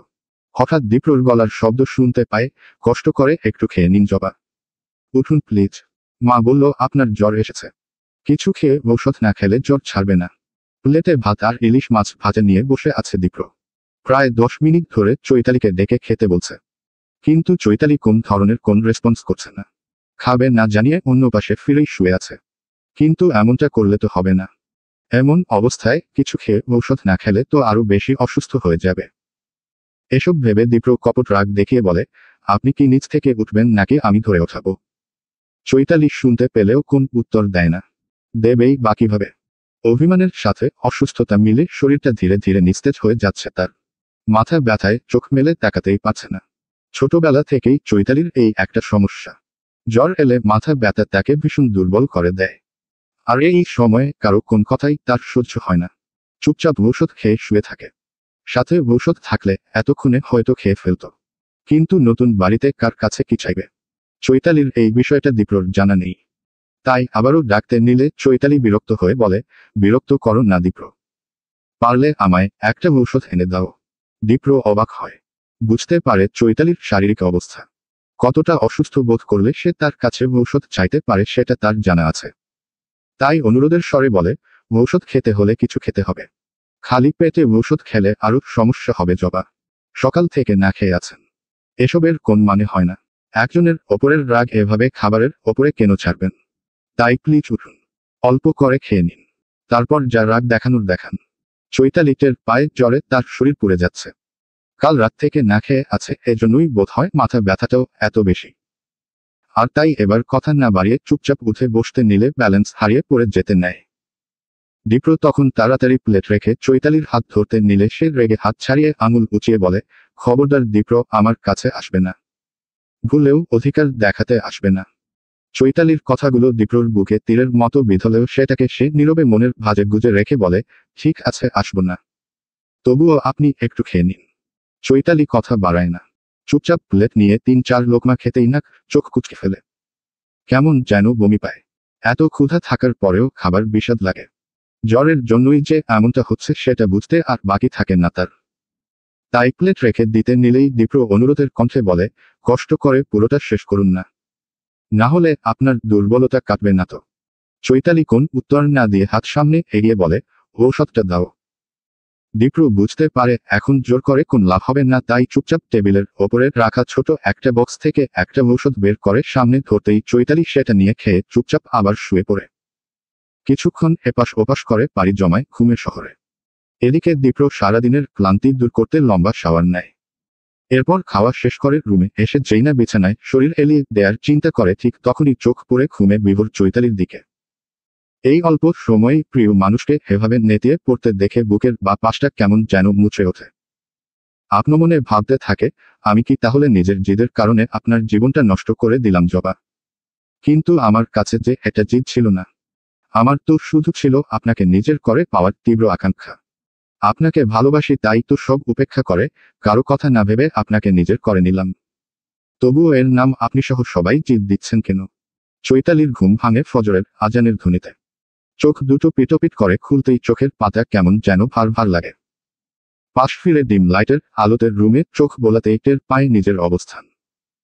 হঠাৎ প্রচণ্ড গরম অস্বস্তি লাগলেই হাতে ভর দিয়ে উঠতে নিলেই বাম কানসহ মাথার পেছনে কেমন যেন ব্যথা অনুভূত হয়। একদিকে কাত হয়ে শুয়ে থাকার কারণেই যে এমন ব্যথা হচ্ছে সেটা বুঝতে আর দেরি হয় না তার। তবুও কষ্ট করে উঠে বসতেই শরীরের ওপর ভারী কিছু টের পায়। মৃদু আলোতেই তাকিয়ে দেখে মোটা একটা কাঁথা। চৈতালি তাড়াতাড়ি কাঁথা সরায়। খোলা চুলখোপা করতে নিলে কপালে ঘামের উপস্থিতি টের পায়। সে বুঝতে পারে জ্বর ছাড়ছে আর এজন্যই এত ঘামছে। পুরো শরীর কেমন যেন জ্বলছে। মাথায় মুখে পানি দিলে হয়তো ভালো লাগবে, তাই উঠে সোজা ওয়াশরুমে যায়। বেশ কিছু সময় মাথায় মুখে পানি দিয়ে অজু করে বের হয়ে লাইট জ্বালাতেই দেখে রুমের জানালা এখনো খোলা। বাইরে বাতাস বইলেও গরমের তীব্রতা অনেক। চৈতালি ধীর পায়ে গিয়ে জানালা লাগিয়ে এসি অন করে, কারণ এই মুহূর্তে তার নিজেকে ঠান্ডা করা প্রয়োজন। এসি অন করে বিছানার দিকে আসতেই চোখ যায় রুমের এক কর্নারে রাখা সোফার ওপরে, যেখানে কোনোরকম হাত পা গুটিয়ে ঘুমিয়ে আছে দীপ্র। চেহারায় ক্লান্তির ছাপ, এলোমেলো চুল, খোঁচা খোঁচা দাড়ি সব মিলিয়ে কেমন যেন দেখাচ্ছে তাকে। এর মাঝেই চৈতালির মনে পড়ে রাতের কথা। লম্বা শ্বাস ফেলে ধীরে হেঁটে দীপ্রর কাছে যেতেই বুঝতে পারে যে মানুষটা শীতে এভাবে হাত পা গুটিয়ে ঘুমিয়ে আছে। নিজের বিছানা ফেলে এভাবে এখানে ঘুমাতে দেখে খানিকটা মায়া হলেও সেটাকে আবার মুহূর্তেই গিলে ফেলে। মনে মনে ভাবে আর যাই হোক এই মানুষটির প্রতি কোন মায়া দেখানো যাবে না, কারণ আজ তার এই অবস্থার জন্য একমাত্র দীপ্রই দায়ী। চৈতালি চুপচাপ বিছানা থেকে কাঁথা এনে দীপ্রর ওপরে দিতেই সে নিজেকে আরো গুটিয়ে ঘুমের জগতে তলিয়ে যায়। আর সে সময় নিয়ে নামাজ আদায় করে বারান্দায় গিয়ে বসে। আকাশ ধীরে ধীরে পরিষ্কার হচ্ছে, সাথে সাথে রাস্তায় রিকশার দেখাও মিলছে অল্প স্বল্প। চৈতালি রাস্তায় তাকিয়ে দেখে দুপাশেই জায়গায় জায়গায় পানি জমে আছে। বারান্দায়ও পানি জমে আছে। কর্নারে রাখা গাছের ফুল পাতাগুলোর ওপরেও বৃষ্টির পানির ফোঁটা পড়ে আছে, যা দেখে বোঝাই যাচ্ছে যে কাল অনেক বৃষ্টি হয়েছে। চৈতালি খেয়াল করে দেখে দীপ্রর বারান্দার এই পাশটায় শুধু জবা গাছ। বাহারি রঙের জবা লাল, হলুদ, সাদা, গোলাপি। সদ্য ফোটা জবা ফুলে আঙুল ছোঁয়াতেই বেশও ভালো লাগে তার। মনে পড়ে নিজের করা ছাদ বাগানের কথা। আর সাথে সাথেই চোখ যায় পাশের বিল্ডিংয়ে নিজের রুমের দিকে। খানিক সময় তাকিয়ে থাকার পর দ্রুত চলে আসে নিজের রুমে। দরজা লাগিয়ে পর্দা টেনে দেয় ভালো করে। জ্বর ছেড়ে যাওয়ায় ভোরের এই ঠান্ডা মৃদু বাতাস বেশ আদুরে লাগলেও আর যায় না সেখানে। চুপচাপ বিছানায় শুয়ে চোখ বুজে যেন চোখ বুঝতেই সব ঠিক হয়ে যাবে, যেন চোখ বুঝতেই পৃথিবীর সবকিছু সুন্দর মোহনীয় হবে। আর নিমিষেই চোখের কার্নিশ বেয়ে গড়িয়ে পড়ে দুফোঁটা অশ্রু। হঠাৎ করে কারো চিৎকার চেঁচামেচিতে ঘুম ভাঙে চৈতালির। দ্রুত উঠে বসে চারিদিকে চোখ বুলিয়ে দেখে রুমে দীপ্র নেই। ঘড়ির দিকে তাকিয়ে দেখে সকাল 9টা। এই সময়ে ড্রয়িং রুম থেকে কারো চেঁচামেচির শব্দ শুনে যেই না সেদিকে যাবে অমনি ওয়াশরুমে কারো উপস্থিতি টের পেয়ে তাকিয়ে দেখে দীপ্র বের হচ্ছে। চৈতালি উদ্বিগ্ন কণ্ঠে বলে, বাইরে কে চিৎকার করছে? কি হয়েছে? দীপ্র খুব স্বাভাবিকভাবে বলে, বাবা এসেছেন বাড়ি থেকে। আমার ওপরে রেগে চিৎকার করছেন বোধ হয়। আপনি ভাববেন না জবা, ফ্রেশ হয়ে আসুন, আমি আপনার জন্য নাস্তা নিয়ে আসছি। চৈতালি অবাক হয়ে বলে, তোমার বাবা চিৎকার করছে আর তুমি নাস্তা নিয়ে ভাবছ? তো কি করব? নিজ ইচ্ছায় পছন্দের মানুষকে বিয়ে করেছি, তাও আবার জোর করে। কোন বাবার পক্ষে কি এটা মেনে নেওয়া সম্ভব? তাই বলে। চৈতালি কথা শেষ করার আগেই দীপ্রর ডাক পড়ে। দীপ্র এবার তাকে অপেক্ষা করতে বলে চুপচাপ এগিয়ে যায় ড্রয়িং রুমের দিকে। এদিকে চৈতালিকে রুমে অপেক্ষা করতে বললেও সেও এগিয়ে যায় ড্রয়িং রুমের দিকে। মনে মনে প্রস্তুতি নেয় আবারও অপমানিত হবার জন্য, আর কিছু কথা বলার জন্য। ড্রয়িং রুমে বসে আছে আসাদ সাহেবের পরিবারের সকল সদস্য। শুধু চৈতালি দাঁড়িয়ে আছে একটু দূরে দীপ্রর রুমের দরজার কাছে। পুরো রুম জুড়ে আজ নীরবতা, কেউ কোনটু শব্দটি করছে না। এমন সময় আসাদ সাহেব দীপ্রর সামনে এসে বলেন, আমি তোমাকে কিছু কথা জিজ্ঞেস করব, সেগুলোর ঠিক ঠিক উত্তর দেবে। দীপ্র মোবাইল পকেট রেখে দাঁড়িয়ে নিজ থেকেই বলে, আমি বিয়ে করেছি বাবা, মেয়েটাকে আমি ভালোবাসি। তাই? আসাদ সাহেব গম্ভীর স্বরে বলেন, মেয়েটা কি তোমাকে ভালোবাসে? না, তিনি আমাকে পছন্দ করেন না। বিয়েতে তার মতো ছিল না, তার অমতে জোর করেই হয়েছে বিয়েটা। দীপ্রর কথা শেষ করার সাথে সাথে আসাদ সাহেবের সজোরে এক চর বসিয়ে দেন দীপ্রর গালে। এরপর চিৎকার করে বলেন, এজন্যই কি তোমাকে এত যত্ন করে বড় করেছি? এসব শিখিয়েছি তোমায়? বয়সে বড় একজনের বিয়ে ভেঙে দিয়ে তাকে জোর করে বিয়ে করে কি বোঝাতে চাচ্ছ তুমি? এমন কাজ করার আগে একবারের জন্য কি তোমার মাথায় এটা আসেনি যে তুমি একটা মেয়ের জীবন নষ্ট করছো? তুমি জানো, তোমার জন্য পুরো মহল্লার মানুষ আমাকে নিয়ে ছিছি করছে, আমার লালন পালনের ওপরে আঙুল তুলছে। এতদিন যে বা যারা কোনোদিন আমার দিকে তাকিয়ে দুটো কথা বলার সাহস করেনি, আজ তারা যা ইচ্ছে তাই বলছে। আজ তারা। আসাদ সাহেব আর বলতে পারেন না, বুকে হাত রেখে কাশতে কাশতে বসে পড়েন সোফায়। দিতি দৌড়ে গিয়ে পানি নিয়ে আসে। দীপা আর দিতি তার হাত ধরে পাশেই বসে পড়ে তাকে শান্ত হতে বলেন। দীপা অস্থির হয়ে বলেন, এভাবে চিৎকার করো না, তুমি যেভাবে বলছো তাতে মনে হচ্ছে সব দোষ আমার ছেলের। ওই মেয়েটার ও তো দোষ আছে নাকি? আসাদ সাহেব দীপার কাছ থেকে হাত ছাড়িয়ে মেজাজ দেখিয়ে বলেন, চুপ করো, তোমার আহ্লাদেই আজ এই অবস্থা, তোমার জন্যই। আসাদ সাহেব আর কিছু বলতে পারেন না, কাশতে থাকেন। তার এই অবস্থা দেখে বাকি সবাইও আর কথা বাড়ায় না। চৈতালি নীরবে রুমে চলে যায়। তার হয়ে কথা বলার জন্য, দীপ্রকে শাস্তিটা দেওয়ার জন্য ভালো লাগার কথা থাকলেও এভাবে বাবা ছেলের মাঝের দ্বন্দ্ব দেখে ভালো লাগে না তার। সব মিলিয়ে অদ্ভুত এক চাপা কষ্ট ঘিরে ধরে থাকে। এদিকে দীপ্র চুপচাপ চলে যায় ছাদে। সিগারেট ধরিয়ে ওড়াতে থাকে ধোয়া আর ভাবতে থাকে চৈতালি আর নিজের অনিশ্চিত এক ভবিষ্যৎ নিয়ে। হঠাৎ পাশের ছাদে চোখ পড়লেই দেখতে পায় চৈতালির প্রিয় জবা গাছগুলো অল্প অল্প করে নেতিয়ে পড়েছে। শুকিয়ে যাচ্ছে পাতাগুলো, যেমনটা নেতিয়ে পড়ছে তার প্রিয় জবা। পরীক্ষা দিয়ে বের হয়ে আপনমনে হাঁটছে ফাল্গুনী। পরীক্ষা ভালো হয়নি তাই মন কিছুটা খারাপ। গত কদিন ধরে বোনের বিয়ের কারণে ভার্সিটিতে আসেনি, এমনকি পড়ালেখা থেকেও ছিল দূরে। অবশ্য পড়বে কিভাবে? একের পর এক অঘটন এমনভাবে ঘটছিল যে পড়ার টেবিলের সামনে যাওয়া তো দূর, পড়ার কথা মনেই ছিল না। এর মাঝে কাল রাতে নিশির ফোন পেয়ে তাড়াতাড়ি মেসেজ চেক করে দেখে আজ পরীক্ষা, তাই কোনোরকম পড়ে আজ পরীক্ষা দেয়। ফাল্গুনী যখন এসব ভাবতে ভাবতে হাঁটতে থাকে তখন পেছনে কারো ডাক শুনে ফিরে তাকাতেই দেখে দিহান ভাই দ্রুত পায়ে তার দিকেই এগিয়ে আসছে। ফাল্গুনীও 2 কদম পিছিয়ে মৃদু হেসে বলে, আসসালামু আলাইকুম দিহান ভাই, কেমন আছেন? দিহান সালামের উত্তর দিয়ে হাঁপাতে হাঁপাতে বলে, আমি তো ভালো আছি, কিন্তু তুমি কোন ধ্যানে আছো? সেই কখন থেকে ডাকছি তাকাচ্ছই না, এত উদাস উদাস ভাব কেন? ফাল্গুনী মুখ আধার করে বলে, আজ পরীক্ষা ছিল, ভালো হয়নি। ভালো হবার কোথাও নয়, এতটা মানসিক চাপ নিয়ে পড়া যায় নাকি? নেক্সট টাইম ভালো করে পড়ে পরীক্ষা দিও, তাহলেই হবে। তাছাড়া ফাইনাল পরীক্ষার এখনো দেরি আছে। আচ্ছা এবার বলো আঙ্কেল এর কি অবস্থা? প্রেশার নর্মাল হয়েছে? আর আন্টি, উনি ঠিক আছেন তো? আছে মোটামুটি। সত্যি বলতে এই মুহূর্তে বাসায় কেউই ভালো নেই। মা তো তবুও রাগারাগি করে নিজেকে ঠান্ডা রেখেছে, কিন্তু বাবা একদম চুপ হয়ে গেছে। সেদিনের পরে প্রয়োজন ছাড়া কারোর সাথেই তেমন কোন কথা বলছে না। শরীর খারাপ থাকায় ভাইয়া কাল এসে সব চেক করে দেখে গেল, বলল অতিরিক্ত মানসিক চাপে এমনটা হচ্ছে, প্রেসারও অনেক বেড়েছে। দিহান চিন্তিত ভঙ্গিতে বলে, আঙ্কেলের অবস্থা আমি বুঝতে পারছি। সত্যি বলতে কোন বাবাই মেয়ের এমন অবস্থা মেনে নিতে পারে না। তবে আমার খারাপ লাগে আপার কথা ভেবে, কোন দোষ না করেও শাস্তি ভোগ করতে হচ্ছে তাকে। এদিকে দীপ্রটাও আছে মানসিক চাপে। বিয়ে তো করেছে, কিন্তু এর পরিণতি কি হবে সেটাই এখন ভাবার বিষয়। ঠিক বলেছেন ভাইয়া, তবে আমার বিশ্বাস সময়ের সাথে সাথে সব ঠিক হয়ে যাবে। দীপ্র ভাইয়াই পারবে আমার আপুকে সুখে রাখতে। আই উইশ তোমার কথাই যেন ঠিক হয়। আচ্ছা এবার আমি আসি। মানে তোমার আপত্তি না থাকলে আমি তোমায় পৌঁছে দেই, বাসা পর্যন্ত না হোক কাছাকাছি। দিহানের কথা শেষ হবার আগেই ফাল্গুনী বলে, গত কদিন সময়ে অসময়ে ফোন করে আপনাকে অনেক বিরক্ত করেছি, তাই আজ আর বিরক্ত করতে চাচ্ছি না। এটা কেমন কথা বললে ফাল্গুনী? আপার খবর নিতে ফোন করেছ? সত্যি বলছি আমি বরং এতে খুশি হয়েছি। তুমি আমার কাছে যে কোন সময় ফোন দিতে পারো, সেই অধিকার তোমার আছে। দিহানের এমন কথা শুনে ফাল্গুনী অবাক দৃষ্টিতে তার দিকে তাকাতেই সে বলে, জানি কথাটা বলার জন্য আজ এই সময়টা ঠিক নয়, কিন্তু দীপ্রর মতো আমিও একই ভুল করতে চাই না। তাই ফাল্গুনী কপালে চিন্তার ভাঁজ ফেলে বলে, কি হয়েছে দিহান ভাই? কোন সমস্যা? কিছু একটা ভেবে দিহান বলে, না, কোন সমস্যা না, আজ থাক, অন্যদিন বলবো। চলো রোকেয়া হলো পর্যন্ত হেঁটে যাই, তারপর তোমাকে রিকশা করে দেই। পৌঁছে দেওয়ার অনুমতি তো দেবে না, অন্তত রিকশা করে দেই। ফাল্গুনী আর না করে না, মুচকি হাসে। হঠাৎ খেয়াল করে আকাশে মেঘ জমেছে, সাথে ঠান্ডা বাতাস। বাতাসে তার চুলগুলো উড়ে গালে লাগছে। সে খেয়াল করে দূরের গাছে কাকেরা উড়ে যাচ্ছে বাসার দিকে, হয়তো তারাও টের পেয়েছে বৃষ্টির আভাস। ফাল্গুনী দিহানের পায়ের সাথে পা মিলিয়ে হাঁটতে থাকে। আজ কেন জানি দিহানের পাশাপাশি হাঁটতে তার ভীষণ ভালো লাগে। আগের মতো বিরক্তি বা রাগ কোনোটাই আজ উকি দিচ্ছে না তার মনে। সময়টা ধীরে কাটুক, আজ এই প্রত্যাশা থাকলেও খুব দ্রুত চলে আসে রোকেয়া হলের সামনে।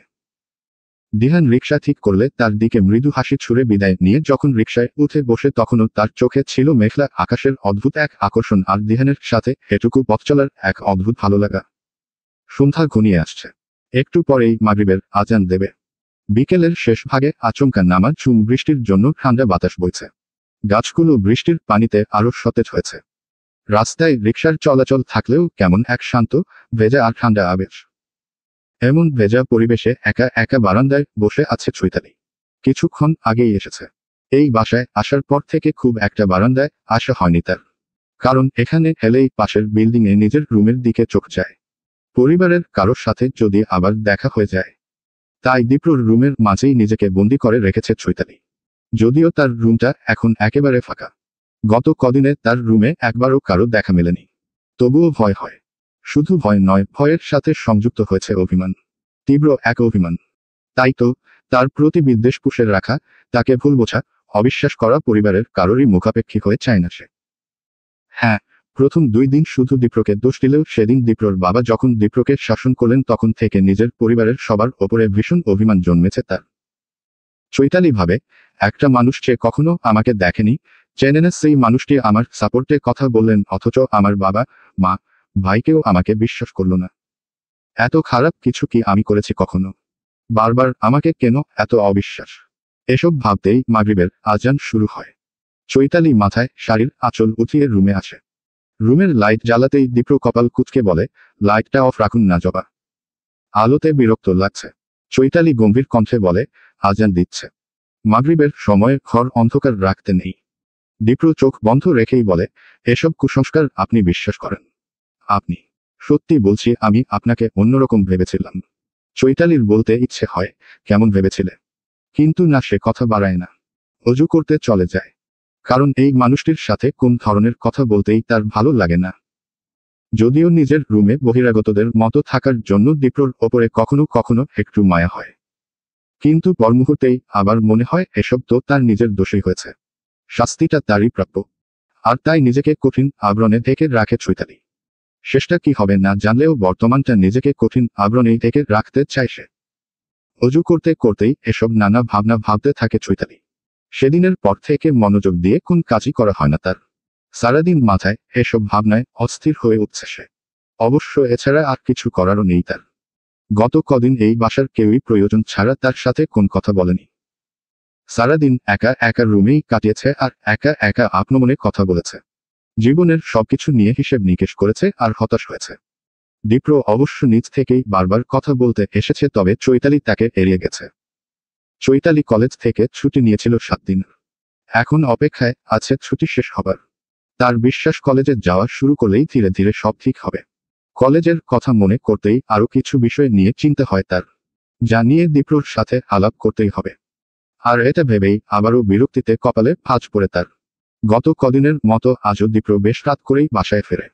দীপ্র ফিরতেই দিঠি এসে বলে, তুমি ফ্রেশ হয়ে আসো ভাইয়া, আমি খাবার গরম করে দিচ্ছি। দীপ্র মলিন চেহারায় মায়ের রুমের দিকে তাকিয়ে দীর্ঘশ্বাস ছাড়ে। সেদিনের পর থেকে দীপা আর তার জন্য রাত জাগে না, খাওয়ার সময় পাশে বসে থাকে না। বাসায় সবাই কঠিন অভিমান নিয়ে বসে আছে। দীপ্র ভেবে পায় না এই ভুলের ভরপাই সে কিভাবে করবে, কি করলে সব আবার আগের মতো হবে। এসব ভাবনার মাঝে দিঠি এসে কাঁধে হাত রেখে বলে, এত চিন্তা করো না ভাইয়া, একটু সময় দাও সবাইকে, দেখবে সব ঠিক হয়ে যাবে। ছোট্ট বোনের এমন কথা শুনে দীপ্র হাসে। দিঠির মাথায় হাত রেখে বলে, আমার বোনটা দেখি অনেক বড় হয়ে গেছে মাশাআল্লাহ। দিঠি হেসে বলে, সে তো কবেই হয়েছে। আমি এখন কলেজে পড়ি ভাইয়া। বিষয়টা ভুলে গেলে চলবে না। দীপ্রুর চোখ দুটো হঠাৎ জ্বালা করে উঠলে দিঠি বলে, যাও তাড়াতাড়ি ফ্রেশ হয়ে আসো। তোর ভাবি খেয়েছে। মায়ের কথা মতো খাবার রুমে দিয়ে এসেছিলাম। বাবা রাতে বলল, কাল থেকে যেন টেবিলে এসে খায়। মজার ব্যাপার হলো বাবা ভাবির সাপোর্টে কথা বলছে, যা আমার কল্পনার বাইরে ছিল ভাইয়া। আর মা পুরো তোমার পক্ষে। কথাগুলো বলেই হেসে উঠে দিঠি। বোনের কথা শুনে দীপ্র মলিন হেসে কিছু একটা ভাবতে ভাবতে চলে যায় ফ্রেশ হতে। রাত প্রায় 1টা। চারিদিকে শুনশান নীরবতা। চোখ বন্ধ করে চুপচাপ শুয়ে শুয়ে সবকিছু নিয়ে ভাবছে চৈতালি। অজস্র চিন্তার ভিড়ে বুকের ভেতর কেমন একটা চাপা ব্যথা জমে আছে। ঠিক সেই মুহূর্তে দীপ্র রুমে আসে। চৈতালিকে শুয়ে থাকতে দেখে ঘুমিয়ে পড়েছে ভেবে আস্তে আস্তে দরজা বন্ধ করে এসি অন করতেই সে উঠে বসে। কারণ এতক্ষণ ধরে দীপ্রর জন্যই জেগে ছিল সে। এদিকে হঠাৎ এভাবে উঠে বসাতে দীপ্র অবাক কণ্ঠে বলে, আপনি এখনো ঘুমাননি? কিছু বলবেন? ঠান্ডা লাগছে। এসি অফ করে দেব? চৈতালি নরম গলায় বলে, না, অফ করতে হবে না। তোমার সাথে আমার একটা কথা ছিল। দীপ্র অবাক হয়। খানিক সময়ের জন্য থমকে যায়। নিজেকে গুটিয়ে রাখা মানুষটা নিজ থেকেই কথা বলতে চাচ্ছে, বিষয়টা তার ভেতরে এক ধরনের প্রশান্তি এনে দেয়। যদিও সে জানে সে খুশি হবে এমন কিছু চৈতালি বলবে না, তবুও উৎসুক দৃষ্টিতে বিছানার দিকে আগাতে আগাতে বলে, কি কথা বলুন? চৈতালি কিছুক্ষণ চুপ থেকে বলে, পরশু থেকে আমার কলেজ শুরু। কাল ছুটি শেষ। দীপ্র মৃদু হেসে বলে, জানি তো। কথাটা বলতেই কিছু একটা ভেবে দীপ্র আবার বলে, আমার বাবা মায়ের কথা ভাবছেন। তাদের নিয়ে আপনাকে ভাবতে হবে না। তারা জানে আপনি একজন টিচার। নারীদের চাকরি করা নিয়ে তাদের কোন আপত্তি নেই। এই ব্যাপারে তারা সব সময় আমার বোনদের উৎসাহ দিয়ে এসেছে। যদিও বড় আপা সংসার সামলে বাইরের কোন কিছুতে ইনভলভ হতে পারেননি। আর এটা তার নিজের সিদ্ধান্ত ছিল। অবশ্য দুলাভাইয়ের ও ইচ্ছে ছিল না, তাই হয়তো হয়ে ওঠেনি। তবে আপনি ভাববেন না, আমি মাকে। দীপ্রর কথা শেষ হবার আগেই চৈতালি মাথা নিচু করে শান্ত স্বরে বলে, আমি তোমার অনুমতি চাইনি দীপ্র। সত্যি বলতে তোমার পরিবার রাজি কিনা সেসব নিয়েও ভাবিনি। ভাবার প্রয়োজন বোধ করিনি। বিষয়টা তোমাকে বলেছি কারণ আমার কিছু জিনিস ওই বাসায় পড়ে আছে। কলেজের কিছু কাগজপত্র, আইডি কার্ড, যেসব কালকের মধ্যেই আমার লাগবে। আরও কিছু।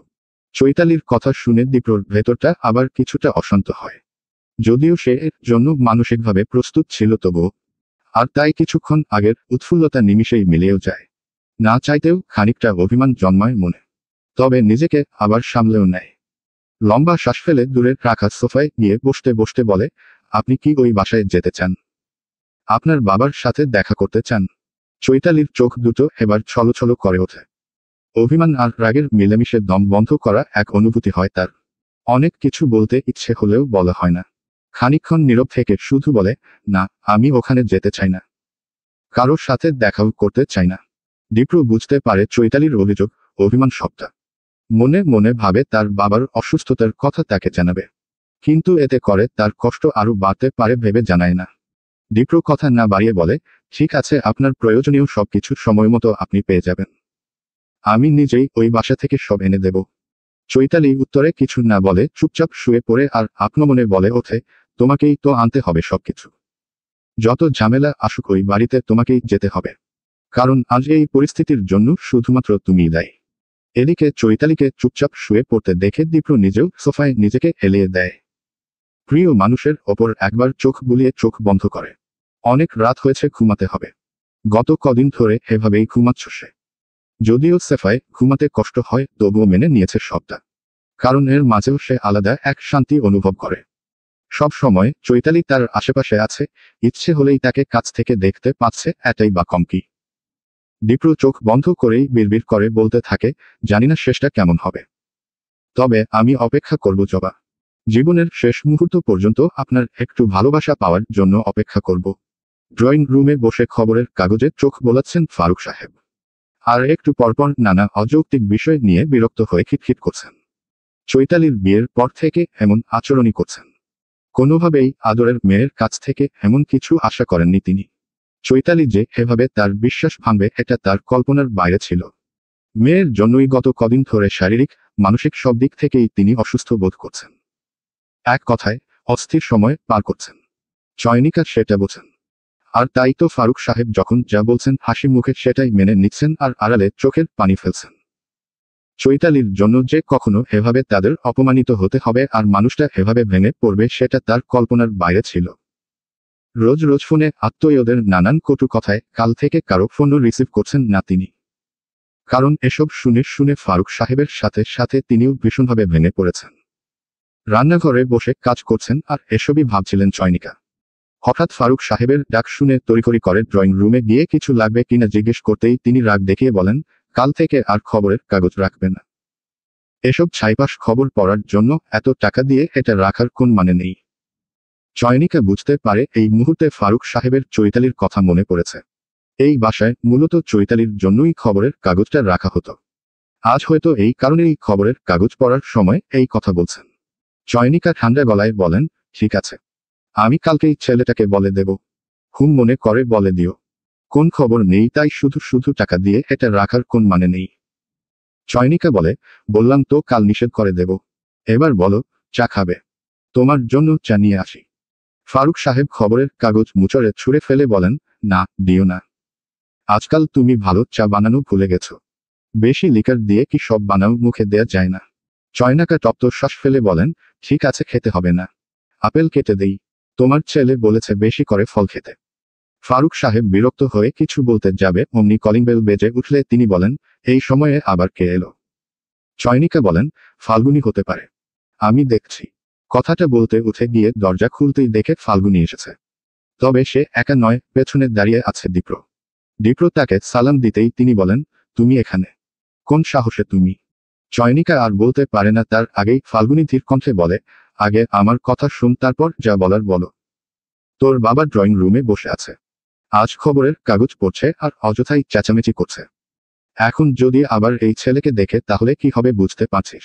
হ্যাঁ পাচ্ছি, কিন্তু উনি কাজে এসেছেন। চয়নিকা আবার কিছু বলতে যাবে তখন দীপ্র বলে, কাল থেকে আপনার মেয়ের কলেজ খোলা। আপনার মেয়ের কাগজপত্র থেকে শুরু করে বেশ কিছু প্রয়োজনীয় জিনিসপত্র আছে যা এখান থেকে নেওয়া হয়নি। আমি আসলে সেগুলো নিতেই এসেছি। এদিকে এতক্ষণ ধরে দরজা খুলে দাঁড়িয়ে থাকতে দেখে ফারুক সাহেব নিজেই উঠে আসেন। দরজার কাছে দীপ্রকে দেখে কপালে ভাঁজ ফেলেন। চরম বিরক্তি নিয়ে কিছু বলবেন তার আগেই ফাল্গুনী বলে, আমার মনে হয় ভেতরে বসে কথা বলাই ভালো হবে। না হলে আবার আশেপাশের মানুষেরা এটা নিয়ে আজেবাজে কথা ছড়াবে। ফাল্গুনীর বলা কথা চয়নিকার কাছে যৌক্তিক মনে হলেও তিনি ফারুক সাহেবের কথা ভেবে গম্ভীর কণ্ঠে বলেন, এত কিছু হবার পর মানুষের ভাবার জন্য কি আর কিছু অবশিষ্ট আছে? এই ছেলেটার জন্য আজ আমরা মানুষের সামনে মুখ দেখাতে পারছি না। তাছাড়া চয়নিকা যা বলার ভেতরে বসে বলো। সবার সাথে সব কথা বলতে নেই। নিজের রক্ত যখন নষ্ট তখন অন্যকে দোষ দিয়ে লাভ নেই। আফসোস করেও লাভ নেই। তাই অযথা অন্যের ছেলেকে দোষারোপ করো না। আর হ্যাঁ, আজই চৈতালির সবকিছু এই ছেলের কাছে বুঝিয়ে দাও। আজকের পরে ওর কোন চিহ্ন যেন আমার বাসায় না থাকে। বেশ শান্ত কিন্তু কঠোর হয়ে কথাগুলো বলেই ধীর পায়ে হেঁটে নিজের রুমে চলে যান তিনি। চয়নিকার চোখ দুটো আবার ছলছল করে ওঠে। নিজের মেয়ের বারবার করা ভুলের জন্য স্বামীকে এভাবে নিস্তেজ হতে দেখে চিন্তায় পড়ে যান তিনি। তবুও নিজেকে সামলে কণ্ঠে কাঠিন্যতা নিয়ে বলেন, শুনেছিস তো তোর বাবা কি বলল? চৈতালির যা কিছু অবশিষ্ট আছে সবকিছু আজ এখনই দিয়ে দে। আমিও চাই না ওর কোন অস্তিত্ব এই বাড়িতে থাকুক। কথাটা বলেই দ্রুত পায়ে হেঁটে চলে যান তিনি। এদিকে চৈতালির বাবা মায়ের অবস্থা দেখে দীপ্রর ভেতরে অপরাধবোধ জন্মায়। চৈতালির হয়ে অনেক কিছু বলতে ইচ্ছে হয়। তার প্রিয় জবাকে এভাবে সবাই দোষী ভাবছে এটা মানতে ভীষণ কষ্ট হয় তার। কিন্তু কেন যেন সব কথা এসে গলায় আটকে যায়। কেন যেন মনে হয় এখন এসব বলার উপযুক্ত সময় নয়। এসব ভাবনার মাঝে ফাল্গুনী বলে, বাবা মায়ের কথায় কিছু মনে করবেন না ভাইয়া। বুঝতেই তো পারছেন সব মিলিয়ে তারা খুব হতাশ। বাসায় সবাই আপুকেই দোষী ভাবছে। দীপ্র কিছু বলে না, নীরব থাকে। ফাল্গুনী আবার বলে, সবকিছুর মাঝে আমার একটাই আফসোস। সেটা হলো কোন দোষ না করেও সবাই আপুকেই দোষী ভাবছে, তাকেই শাস্তি দিচ্ছে। আর আমি সব জেনেও চুপচাপ শুধু দেখছি, শুনছি। কারণ আমার বিশ্বাস আমার আপুকে আপনার মতো করে আর কেউ ভালোবাসতে পারবে না। আর কেউ সম্মান দিতে পারবে না। ফাল্গুনীর এবারের কথাগুলো বেশ ভালো লাগে দীপ্রর। ভেতরে এক অদ্ভুত জিদ চেপে বসে। সেটা হলো তার জবাকে ভালো রাখা। আর তাই এতক্ষণ নীরব থাকলেও এবার কণ্ঠে তেজ নিয়ে বলে, এই ভাইকে এতই যখন বিশ্বাস করেছ তখন বিশ্বাসের পাশাপাশি একটু ধৈর্য নাও ধরো। আমাকে একটু সময় দাও। দেখে নিও জবার জন্য আমি আবার সবার দৃষ্টিতে সম্মান ফিরিয়ে আনব, সবার ভুলও ভাঙাবো। আর চেষ্টা করব আমৃত্যু তোমার আপুকে ভালো রাখার, ভালোবাসার। দীপ্রর কথা শুনে ফাল্গুনীর চোখ দুটো জ্বলজ্বল করে ওঠে। ভাবে, আধার পেরিয়ে একদিন তার বোনের জীবনটাও আলোয় ভরপুর হয়ে উঠবে। তবে এবার আর এই বিষয়ে কিছু বলে না। দীপ্রকে ড্রয়িং রুমে বসতে দিয়ে চলে যায় চৈতালির রুমে। বাবার কথা মতো গুছিয়ে দেয় একমাত্র প্রিয় আপুর বাকি সব জিনিসপত্র। শুধু রেখে দেয় ওয়ালে টানিয়ে রাখা দুই বোনের বাধাই করা হাস্যোজ্জ্বল একটা ছবি। চলবে।